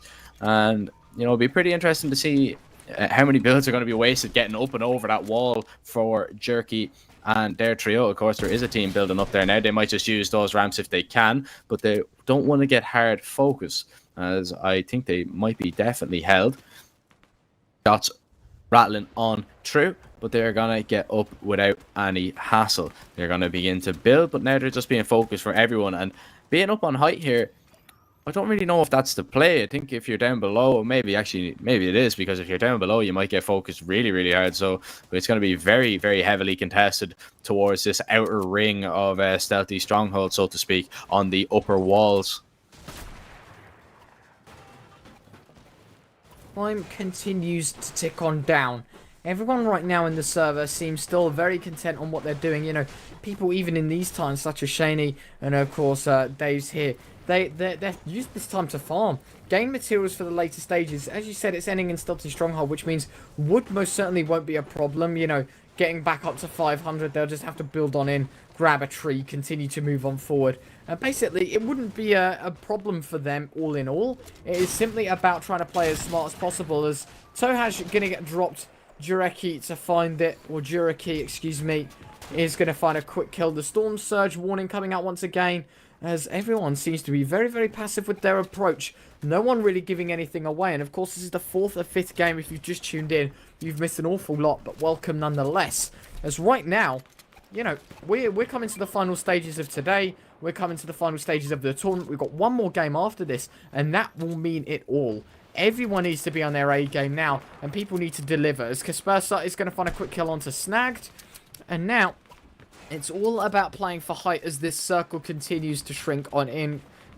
Kaspersat finding the conversion, and in fact, everyone seems very happy with what they're doing. There's nothing really too much going on, and with that, it'll be a very silent approach, but I expect things to liven up as this Storm Surge becomes active if things don't change. Fixie going to find a knock, and it's Zinni to fall, as well as Fixie picking up a quick kill. So, kills trickling in from everyone right now, but most certainly not to the high intensity we saw on day 1 and 2 that we're used to.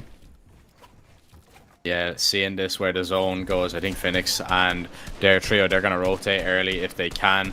They're going to jump out, and that's exactly what they're going to do. They're going to see that there's nobody towards this side of the map. I believe the only trio that is really there is Endretta, Scram, and their trio, as they begin to have a look around. They're boxed up. They're happy enough where they are, just expanding their boxes where they can. And just seeing, you know, they're trying to catch somebody out on the rotate. Of course, nobody moving. They will have to get a move on in the next 10 seconds. The Storm Surge has gone away. And look at the amount of builds throughout Stealthy Stronghold. Oh, many in the middle there. But it'd be pretty interesting to see now. Endretta, their POV will be pretty interesting, because they are in a pole position to really take this one. They are going to focus the people rotating in. It's going to be absolutely ridiculous, and Phoenix are going to do exactly that as well. There's players down below. They begin to apply a little bit of pressure, not too much. Mappy is going to get the full kill onto Kylie Mon, as now Phoenix gets down below. He hits a shot, as he will, I believe, be able to get a knock. No, Zeus manages to get away. Half Done will get the knock in the end. Gonna shake him down, tell me exactly where your teammates are, and they are gonna be eliminated. Taken up onto the shoulders, they are gonna be taken down, and Spam coming on through. Sextus needs to try and get out of there. If he can, he can't escape. The spam comes on through. It is too much. He can't outbuild it. He is going to go down, using those harpoons to retrieve all the loot. They don't need to drop down at all. Sarx is going to knock Pride in the meantime. 19 trios, or 18 trios should I say, now remain. 44 players left in the server, and listen to that noise. Everybody focusing everyone at the moment. Nobody is going to be able to rest for the time being, as everybody begins to apply the pressure. Absolutely. At this point in time, there's still 40 players in the server, 16 teams. But look at the size of that circle. Things are getting mighty interesting. And of course, as time continues to progress on through, these teams will just continue to wait patiently, deliver as much as they can in terms of kills. But they are playing for placement, and that's the most important thing. Half Done now going to continue to build on forward. He's got materials to help him and support him and his team through, and another Storm Surge warning has been put in place. If you're not above that, it's going to be the most costly Storm Surge of the day, as it will be as easy as 1, 2, 3. Shannon going to fall. Dave's looking to try and make his way on through towards the new circle and try and escape the hell of bullets just raining in on him. There's a rift fish being popped. It seems to be everyone right now trying to make their way across as Flick, he's going to move on forward. Only half of the guild players remaining, my word, was that a nasty shot. 73 blue, and he does get the knock, over dropped and down. Flick is going to continue to move on up as well. And you best believe that this team are now going to try and take this height. They're going to charge up those shotguns as much as they can. Nice shot. It's only 23 because of the distance. And now Flick switching over to the rifle, applying as much pressure as possible. This is looking like this team's to win. Admittedly, they haven't got much health, and Flick realizes this, and so he'll drop back down to the low ground. In fact, oh, Thomas, okay, we switched. I thought he'd lagged off or something, but we'd actually switched players there to the other half of this this duo, with a great chance of winning now, as they'll continue to try and build on up. They're just trying to connect their builds as much as possible and trying to apply as much pressure as they can. 28 players, 12 teams remain, and their high ground might actually get stolen here. Not too soon, though. Mappy going to get dropped. Thomas is going to get tagged up, but he will convert one at least before he jumps back into the picture and try and paint the picture of them winning game number 4. No. Scram. I don't know what's just happened. I think he does have the time to get into the zone. No, he doesn't. He's just knocked himself, I do believe. In fact, he might have been able to get a kill, unfortunately. Denied. A shockwave misplay, and it's cost him his life. And so now, I think that'll be the Andretta, Scram, and Refscar trio reduced to just 2. He is able to pick one up beyond the grave, however. But Scram finally finished off by Amplify. And with that, we head into our final 23, 11 teams. Jack, this is getting mighty interesting. Yeah, it really is. It really is heating up now. Browner picking up one, eliminating another trio. Arion's going to go down. Nice shots there by Pliximon. They can finish him off and get the refresh as well. Get up to a nice amount of HP. Pick up a nice bit of loot as well. And they're going to go onto the ultimate low ground. They're going to begin to box up and then just try and tarp in. Passive is going to be knocked. He's going to get one. However, Kiri is going to fall as well. 21 players still left in the server, I believe, of which 19 are on their feet. The Reckons will fall down to his knees as well. 9 trios remain. Laurie is going to be taken down by the storm. Void is going to get the credit with that one as Bliximon begins to tarp on in again. This trio, they've already picked up 5 kills. We'll be looking to add to that tally. Phase Phoenix getting a knock and actually getting a kill as well. As now Gamma Thomas is going to be finished off, and I believe they have been eliminated. I wonder where Andretta are, because are they still alive? Because they could definitely take another victory here. I'm not too sure. Pliximon is going to be knocked, and Ruru now the last player alive in that trio. Astro finds Browner has been knocked as he begins to build on out and just keep these players out. He is going to be focused in the storm. He has one flopper available as he tries to build out. He pops the flopper, but he's going to need to move on in, and here they are. Andretta and Refscar, they are up, building up. I'm going to focus the players on the low ground. The spam coming in down below. They are raining hell. They don't have a lot of bullets, though. Andrea has only 4 AR. Needs to be dropped over some if he can. He's going to drop over Max, but he needs to get down and involved here if he can. He does have that harpoon available, and he is just going to harpoon out the builds. As now he's going to rotate his ramps and begin to come down. Might look for a shockwave, and he doesn't get it. Throws one, but he has one more available that he could shockwave them out. There's only 3 trios remaining. He's going to be knocked off. It throws a shockwave down. He actually shoots 2 out into the storm. As he looks, he gets a knock. He gets a full kill. He's down to 3 HP. He manages to survive one more. It's all going to be left on Refscar in a 1 versus 2. And he is going to go down. But a second place, nevertheless, absolutely huge from the game 1 and 3 winners. Void, Passive, and AR Bafoid are going to pick up that victory, and I believe that was a 14 kill win from Den, but I believe that that second place is definitely going to secure it for Andrea, Scram, and their trio. That was absolutely fantastic.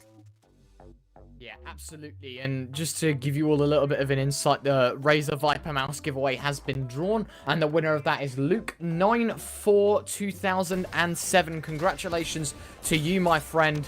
Congratulations, of course. Make sure to have your whispers on. Everything will be there. Scram, I think this is the misplay here. He tries to throw the shockwave to get other people away, and he actually shockwaves himself out.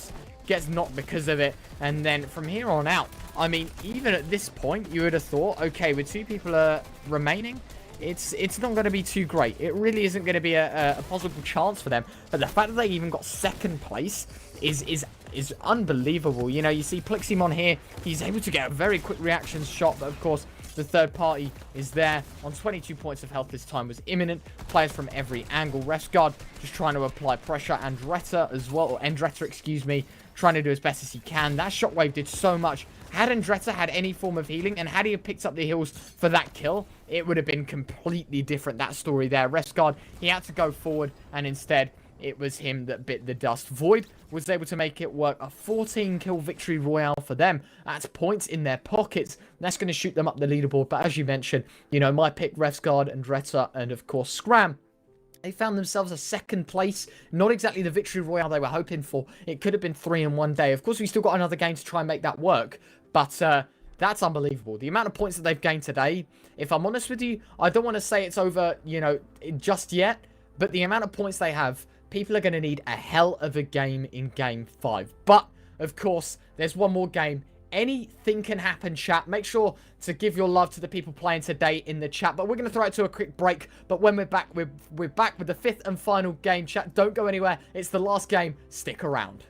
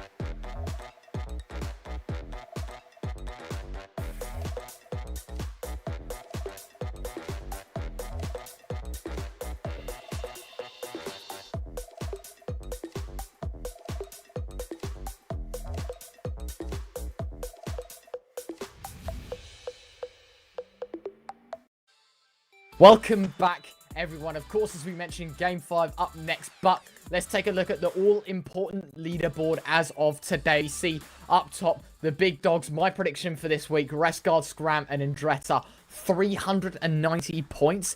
Unbelievable scenes from them. And just to put it into perspective, I think this week, the only other time that score was beaten of 390 was through day 1 and day 2. Day 1, it was set by SETI, Cami, and Teak at 526. Day 2, it was at 457. And today, 390, and they've still got a game in hand. You see Flick and his team in second place, Void, Passive, and of course AR as well. A very good trio, may I add. They were incredibly good at the in the first couple of games, and they keep performing now. And as we move further and further down, of course, Matsui, Amplify, and Tomsy, a team we've seen perform a fair bit as well. And of course, in 5th place, the one and only Finex, Juraki, and Half Dump. Ladies and gentlemen, we're live with our 5th and final game of the day. Show your hype in chat. Make sure to say what's up to those that you're supporting today as we look at the map. 92 players already. I'm not sure. Maybe there's some people that don't want to stick around for the 5th game, or maybe it's just players already like dying, I guess. But we'll have to wait and see as time goes on. There's already a trio drop. There's already a trio not turned up to this one, or maybe didn't make it. And so that is going to be 32 trios in this one. 96 players to start with, but already dropping 4, including a whole team. And we're looking the Steamy Stacks Gods, Indretta, Scram, and Refsguard, your winners of game 1 and 3. And to complete the pattern, they'll be looking for number 5. If they do, I think it would be the most amount of points we've seen in a finals to date. I think from Cup 1 to 4, I think the max has been around 410, 420.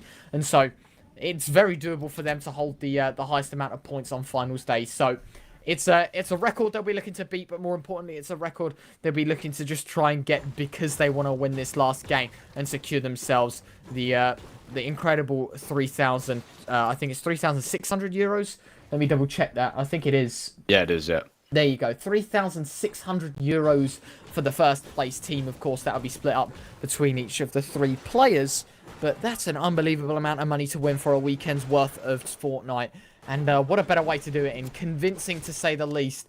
But kills are flying in left, right, and centre. We're already at 81 players. I don't know what's happened. It seems to be everyone's just taking hits and blows early on. Everyone trading out. It's like a boxing fight where everyone's losing players early on. But it's only those that are trying to play the most passive game that are going to be surviving until the end. We see Snagged and Heatsy both fall into Frozen and Pickus at the same time. Leo dropping Tohash. I feel bad for Tohash and his team. They've had such a good run over the last couple of times, and today it just has not worked out for them, and it's so unfortunate. As Cried going to be dropped by Twains, we're already at 77 players as Tohaj does fall, and it's incredible to see the amount of teams that have already dropped in the early stages. And yeah, Periclean, he's just gonna try and get into this box if he can. He's gonna do exactly that. Amigo on top is going to get back out. Percolino doesn't want to take this fight for the time being. He is just going to box up, and then he's going to retreat into the building. As now, he just tries to run away. We're going to jump on over to Frey, Flois, and One Night Stand, who we've seen quite a considerable amount of them, but I don't believe they are up towards the top of the leaderboard. I'm just going to double check that. I'm not mistaken. Actually, they are there in 7th. So, you know, a big game out of these guys here could see them propelled into the top 5 position and maybe receive a prize. Merging going to take out Leo the Crack there. He's going to drop him on down. Percolino doesn't want to take any fights. He's lost both of his teammates early on in this one. And it's really been the same old story, sadly, for this trio. As you touched on, Ryan, it's not been their day. They've not really been at the races at all. But sadly, that's just the way it goes sometimes in finals day, especially with the players that you're coming up against. He's just going to box up for the time being and see if he can survive. Edit coming on down here from Frey, going to try and drop into the box. Takes the roof, or the floor rather, and is going to be able to finish off. Arion drops on in. Another nice shot onto a low HP X8. He can finish him. Going to pickaxe him to death. Get a refresh as well. As now he goes on down to see if he can find the last one. And he's got all 3. That is absolutely ridiculous. Insane there from Frey. as he actually is going to be pushed even more. Needs to be careful as he needs to farm up some mats. He does have 36 builds to try and box them out for the time being, but they're just going to spam on through. He needs to get out of here if he can, or he needs his teammates to help him out if that is at all possible. Putting as many builds as he can in between him and the team above. Shockwave on down here as he tries to get into the box. Nice shot as now he backs on away. Goes for the edit. But it looks like Destiny is going to back away. He is going to be hit a nice lever shot, but it's the Dragon Spread to the head that is going to knock Frey. Flawless has gone down. A one night stand is going to be last alive. Frey taking so much damage because of the fire. There's an emo going on there as well. And we've already lost, I believe, 8 trios and 68 players remain in this one. And the 4th zone is only beginning to come in. Yeah, there's so many players dropping in this early game. It's unbelievable. Of course, we did lose a trio. They weren't able to connect to this one. But it's unreal. The amount of players that have dropped early on, it's relentless in this server. It's just a bloodbath across the board. Everyone looking for something, at least for the time being. One night stand actually getting dropped by Herolol, and that is problematic for those... they're competing, at least, because they've had a great run today. I know they haven't had an outspoken one where they've gotten victory royales or anything like that, or a near placement like that, but most certainly have delivered when it comes to, you know, continuous kills, continuous placement. I think they're somewhat up there. I'll have to go and check in a second, but most certainly looking like a great team and shaping up to be a tolerable force, as Pablo will now jump into the action, now spot out some players, and he does drop one. It's in fact Trick Kaspersa that's fallen. That's a costly trio. He's dropped from the server. Pablo going to get the refresh, but unfortunately Zinni hot on his heels, as he will be able to build away and at least provide himself with a little bit of cover as he uses the 2 big pots to hand, but in fact won't even attempt to. He's going to continue to aggress. He's 3 HP, but it doesn't matter. The man's a myth, the man's a beast, the man's a machine. As he's picked up 2 quick kills, he's picked up the reboot card, and it's given his team an early advantage now on the left hand side of this map. What a play that was. Just deciding there, nothing to heal up. You know, I'm 3 HP, but I'm going to run at you, hitting the lever shotgun shot, and then just finishing him off, swapping over to the AR and getting the finish, hitting him in the head, dropping him down. We lose another trio. 10 trios already gone. And this is looking like a game from day 1 or 2 with the amount of aggression that we've seen early on. Still 1 minute and 20 seconds until the 4th zone gets to its destination. Browner being spotted out by PM CET. Haven't seen too much of Teak and Cammy, really, to be fair to them. As I have a quick look, yeah, they're in 11th place at the moment. So I believe they are 49 points away from getting into the top 5.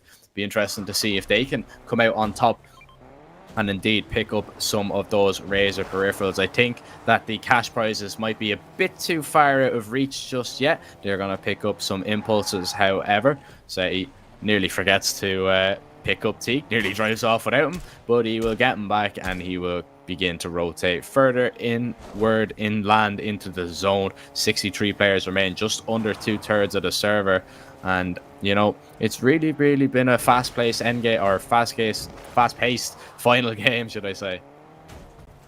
Yeah, I think this game's been like no other. We've already lost 1/3 of the lobby. It seems to be everyone is just trying to get on forward. Of course, the last game of the day, so it's the most important one for those trying to push for those final placements. And most certainly now, for teams like this, where they're outside of the circle, they're simply trying to move on in and play for those placements. It's very much possible. You know, Fnagian here, Zorni, and Mappy as well. I'm going to try and find them on the scoreboard now. I haven't had the loudest of games, and I'm trying to find them all in all. I don't see them actually. In fact, I do. They're currently in 8th place. To push up to 5th, they're going to need around 12 points. So it's very doable. The mid-table right now between 8th and 5th is a matter of a couple of kills. And of course, as we move further and further up, the most certain thing is that I think there's no way in which we're going to watch. In fact, Fnagian's just fallen, and everyone on that side has just been eliminated. So I was trying to hype them up to say that they had a possibility to get out of 8th place, but that certainly derailed that thought. And now it's on to the others as we jump into the POV of Thomas, Anas, and Flick. A team that have looked very strong so far, and in fact are placed in 2nd, currently incredibly behind the 1st place of Resgard, Scram, and Endretta by well over 120 points. It's a matter of about timing now, though, because one victory royale and an early elimination of Refsgaard, Scram, and Andretta to drop that #1 squad, and then for you to go and take the victory, take all the kills, it's possible, but it's so unlikely it becomes the near impossible. And so, for them, it's all about movement. They have to try and derail that of first place, but if they can't do that successfully, then they've simply got to hold on to second place. They've got to play this like they're trying to win, of course, because they're still in the prize money. They still have every opportunity to move on forward with that. And the guild squad alongside Thomas, they're looking great. They've shaped up to be a great team. I don't think we've seen them before. And my word, are they coming with a punch, and they are delivering today. Yeah, I've seen a little bit of them in the past few tournaments that we've ran. Nothing to this caliber, though. You know, they are really coming to form in this one, in our 4th Razer Invitational Europe. Make sure if you... Oh, what a shot that was as I lose my train of thought. A nice sniper shot being brought out there from Gamma Thomas as he looks to maybe find another one, and he does. Oh, that's 2 in a row. Can he go for the hat trick here as he begins to push on up and begin to pressurize this yellow team that are boxed up? Denny, HD, and his trio. They are just hoping that Gamma Thomas doesn't get too aggressive, or no, they could be in an awful lot of trouble. And it looks like he is going to get involved. He is going to have a look to see if anyone's going to peek out from that cone. Nobody's going to do it. He's going to build on up and maybe try and take a fight if he can. But he's now being focused by the team on the hill and might just think about boxing up and backing away. Of course, they need to actually play for placement here if they are going to have a chance at actually confirming the second place, or indeed the first place, depending on how Andrea and Refsgaard do. But nevertheless, they are just gonna box up. Well, just gonna hang about in these builds here, not really gonna box up for the time being, just gonna have a look to see what they can find. Everyone not taking any shots. There is a lull in the server, a little bit of quiet, and things hopefully will get a bit more interesting in the next few moments. Sure. I mean, this is taking a very slow turn now, obviously, because everyone is looking to try and play for the placements now. We're hitting that 21 team mark. But I think something to note as well is how aggressive some teams have been in the beginning and still managed to find themselves a heap load of kills. As you can see, Boaz right now, they hear the shots rattling on through. The question is, bang! Will they expect that? They certainly don't. That's 100 damage done to each of them. That's a Riffish popped. They know they've got to get out, and Boaz swiftly realizes they're going to be above. They're going to try and get away. Boaz not having any of it as he continues to try and beam them out of the sky. The sniper shot there, nearly shot but missed. Unfortunately, that would have been huge. Instead, they're going to continue to move on forward. They're going to continue to look to their right, going to try and shoot down the bridge. And now they're going to get oppressed by that of them in front. So they've got to be careful. Boaz, lovely bit of teamwork there alongside that RPG, but now can afford to play passive. They're in the zone safely, and now it's time for them to reconsider what they want to do, reconsider what their strategy is. They've got to move towards this new zone. They've got plenty of time to do it in, and now it's all about timing. All about timing, you know, all about seeing who can find the kill, see who can catch somebody off, catch them in the back, as Ace Jano now has a look. Gonna rattle off a few shots. He does have 2 Riffish available to him. Downs is going to be taken down, and he's going to be finished. Picking up that one, as now Jano has a look around to see if he can find any of these crystals. He can consume them and begin to move on into the zone. 40 seconds until the 3rd zone will begin to move. I believe Pablo Wingu has gone down. Jano has found a crystal. He is going to begin to rotate in, and we're going to jump back over to the POV of Gamma Thomas, who has been on fire with the sniper earlier in this game. He's missed a few shots, which is uncharacteristic of him, to say the least, as now can't really find anyone out in the open, and it looks like they're going to think about rotating. Of course, 15 seconds until that zone begins to move. They're going to get ahead of it. They're going to begin to move away and hope that they don't get focused by this team in yellow, but it looks like they are going to do exactly that. Denny HD and his trio just having a look over, having a little peek. But it looks like the Guild duo and Gamma Thomas are just going to back away. They're going to get out rather unscathed from that exchange, and they're going to rotate into the 3rd zone. Yeah, I mean, a lot of time and a lot of peacefulness. We saw so much action happen at the beginning of this game, but most certainly this is going to last the full distance once again. Everyone seems to be quite content with simply trying to wait and hold on to hold on to their placements, hold on to their hats, and simply try to find themselves in this new zone. They don't have to play as aggressive as you'd think. As we look around the map right now, we see in that top right-hand corner, I mean, considering we know Andretta, Scram, and Refsguard like to go towards Steamy Stacks, they're definitely going to be one of these top half teams, as we see right now, towards the lower half. Astro Find alongside Kylie and Browner. Browner has been a star performer today, most certainly delivered just every time. I've seen that man everywhere across the kill feed, and it's unfortunate that this team really haven't hit the ground running with how well they've played today, but most certainly I hope to see them back next week, because they have been so good with what they've been up to, what they've been doing, and they're a good trio. They know exactly how the game works, and they're doing ever so well, just being a nuisance to everyone, as we see right now. Teak finding a knock onto Reekins, and now Nicolino, the only man remaining, just trying to play for placements, and I don't blame him, to be fair. He's just trying to make his way on forward and basically just hide from everyone. He doesn't want to build, he doesn't want to do anything. He just wants to sit, play passive, and allow him and his team to try and get more points. Yeah, everyone playing passive enough, just trying to get some more points. As now we have the number one, well, the team in number one position for the moment. Andrea, Scram, and Refsguard, who are just boxed up. They're yet to find a kill, yet to pick up any placement. Of course, there are 20 trios still left in the server, 54 players. We're going to see a super bounce out from this number one side, and Andrea is not going to go very far at all. So he's going to box up again and try and use these impulses, or shockwaves, should I say. Kami now spamming into that box, doing a little bit of damage to Jaspe. I believe Jaspe is on his own for the minute. He's isolated from his team. Merzen is over to the left. Kami having a look in these boxes to see if he can find anyone peeking out and put them under a little bit of pressure. He won't. Peek already picked up a kill, as we see 20 seconds until the fourth zone will move, and virtually everybody is in the zone. I believe there's only about 3 or 4 trios that need to move on in. As now we see it is very stacked towards that side of the map, or indeed the bottom right hand corner of the circle. Seti and Teak and Kami are now going to begin to move on in, and all the building is already done for them. They can just run in happily. Nobody is going to put them under any pressure at all. And we're going to see the storm surge warning. And it's actually going to be Kami and their trio that are below for the time being. Andrea, Scram, and Refsguard yet to pick up a kill, but they are definitely above the damage threshold, as they begin to have a look to see what they can find, see if they can catch anyone out on the rotate, anyone opening a box, anyone over peeking. And they're going to focus the team just to the left of them, but they hear, oh, these are the top 2 teams right beside each other. This is going to get very interesting, as Anis and Thomas open up their build. Scram and Refsguard and Andrea, they look for their opportunity to pounce. If they can take this team out of the server, they can definitely secure first place. This should get really interesting if both of these teams pick a fight with each other right here, right now. Absolutely. This could be the do-all, be-all, end-all if they take this fight.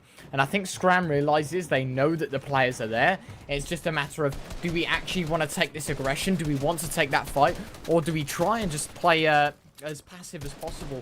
Play our game, try and play for the war of attrition. You know, Peter might not be here, but it's most certainly the thing he loved saying most, in the fact that it was simply just about trying to wear down other people's utility, rather than actually attempting to play the game of let's just push them, let's try and kill them, let's do as much damage as possible.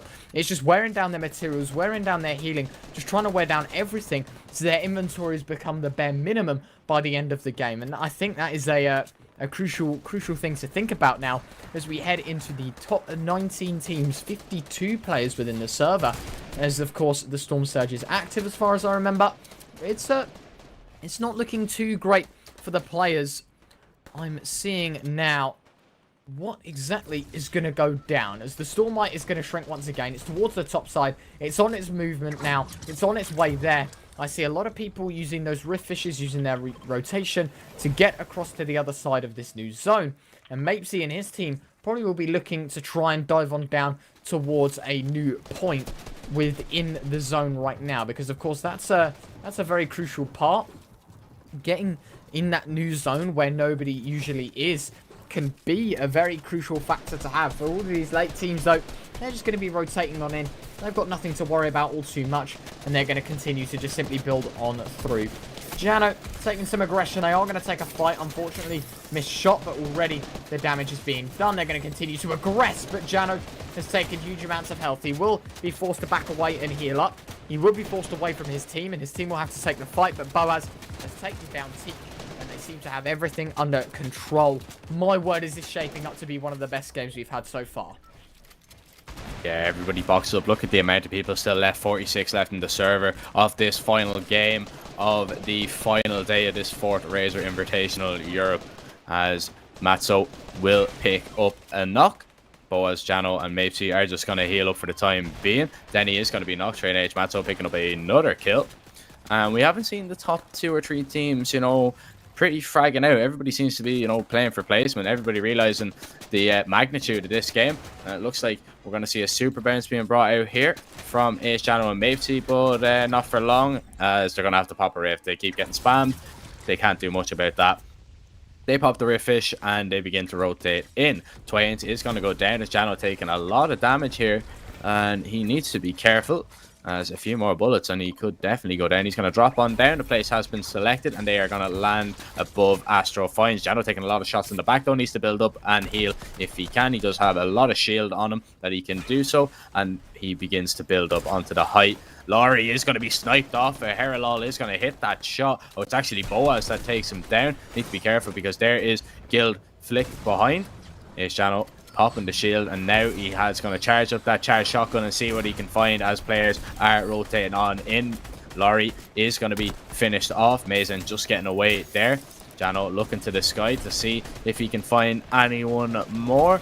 Nobody for the time being, as now they're going to be challenged for the high ground. It's going to be Gamma Mern, as now Jano tries to heal up, but he's going to be pushed, and it is going to be Gamma Mern that's going to take him down, as he is eliminated. Boaz the only player left, but we're going to jump into the POV of Scram and Drea and Refsguard. The Scram begins to tarp on him. Storm Surge becoming active. Won't matter to Scram and Drea and Refsguard because they are way above the threshold. 2 more players need to go down before Storm Surge will go away, and now we are down to 30. It has disappeared.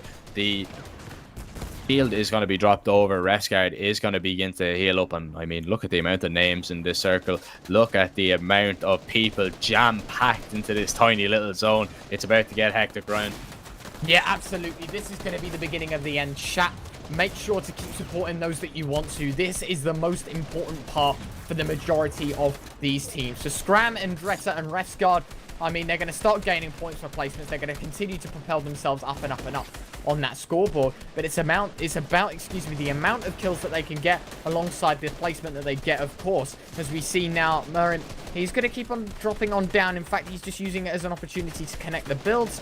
And he's being very smart about taking this height. He knows at this point they're going to just continue to apply the pressure. Frozen is going to try and build as much as he can. Drops on down. Low HP on him, so he can't afford to take the fight. Merrim, he's looking up. He sees Teak and Seti patiently going to drift on down. You've got to be careful because this legendary pistol, it doesn't look too menacing, but it most certainly packs a punch as he switches over to the shotgun, the legendary variant, of course, and he does pop a shot off, but he's already at 6 kills, may I remind you, and then his other 2 teammates combined 4 to make it a 10-kill game so far as we head into the top 8 teams. Browner gonna find Void, a very hot contender for this top spot. Unfortunately, going to go down. Browner going to finish the job as well. AR actually in a corner right now. Got to be careful of Kylie, and he's able to find it. He's going to finish the job. The AR pulled out, and now he can continue to move on forward. He can pick up those large pots if he wants to. Instead, he's going to shockwave on forward, build himself into his own box. This is a very smart play from him. Jaspe from above continuing to apply the pressure,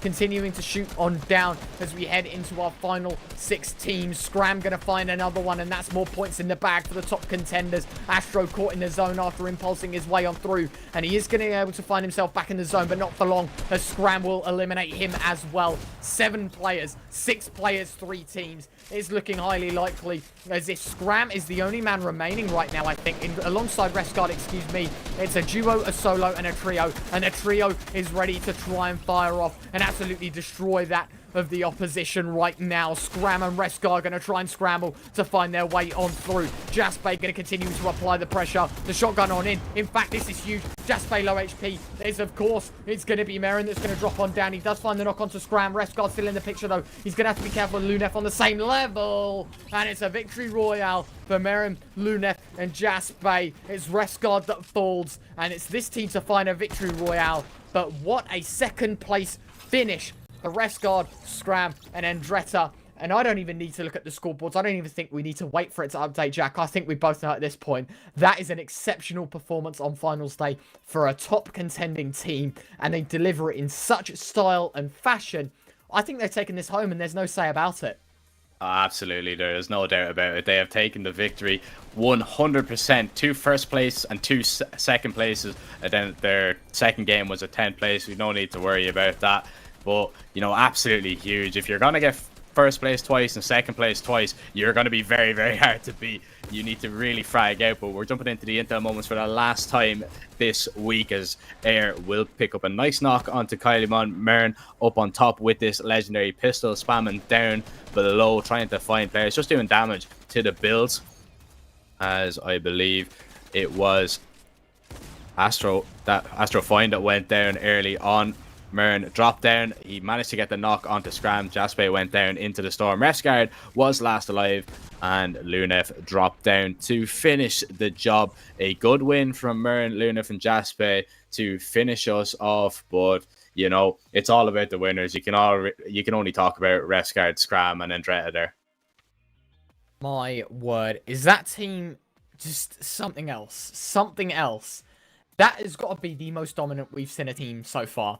And admittedly, I feel like last week was a week for them. I don't even think they placed top 3. I think they got 4th.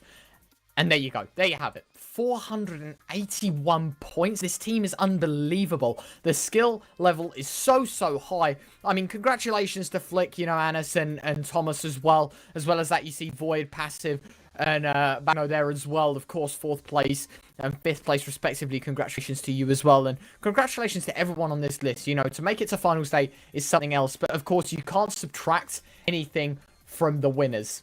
And the winners played 5, 1, 2, and then 2 second places. I think that has got to be the most convincing win we've seen on this channel to date. By far, on any measure. Yeah, 100%. Absolutely. Make sure to go ahead and type ! vote in the chat. If you can vote for today's MVP, they will receive an extra €500. The top 3 teams, all 9 players out there, are nominated. Make sure to go ahead, join the Discord, and get over and vote. They will thank you very much. An extra €500 in their pocket. They will be absolutely laughing, as you see now on screen as well. The tournament schedule, that is sadly the last event of the last day today, but there are 2 more events that you can go and you can get involved in. Tournament number 5 coming up next week, starting next Thursday. Make sure to go ahead and sign up. It's razerinvitational.com. And then if you can't make it for the next week, then sign up for the following week. There's still 2 more, plenty of prizes. Definitely get involved. Ryan, any closing thoughts? I want to ask you a question, Jack, before we go off, and this is I want an honest answer here. Obviously, as we know, the MVP is the top 9 players on the server. Who do you think deserves the MVP award today? I mean, it's so hard to choose between the top 3 players. Yeah. You have to give it to somebody in the top. I'd say, it's so hard to pick. Everyone played really, really well. I'm gonna have to say Refsguard. I'm just gonna have to say it. Yeah. If I could give it to all 3, I would, but sadly, absolutely. you know, there has to be one MVP. But yeah, definitely, absolutely outstanding performance from them, and congratulations to them. Absolutely, and as Jack said, that's the final day for this week, but we'll be back next Thursday with more action-packed lobbies, and more Fortnite to bring you all. Of course, that's what we've got time for today. Congratulations to Resguard, Scram, and Andretta. A very well-deserved win for them, an absolute dominant performance, but as I said, that's it for this week. We'll be back next Thursday with more content. Make sure to drop a follow right here on twitch.tv/Razer. And if you're watching on any other, come and join Twitch. It's so much better. There's giveaways. There's all sorts. Make sure to come on over. But as they say, it is it for today. Thank you everyone so much for watching. We're going to throw it to the quick replays, the commercials, all of that lovely stuff that you lot will most likely stick around for. We'll see you all next week, and we'll see you later.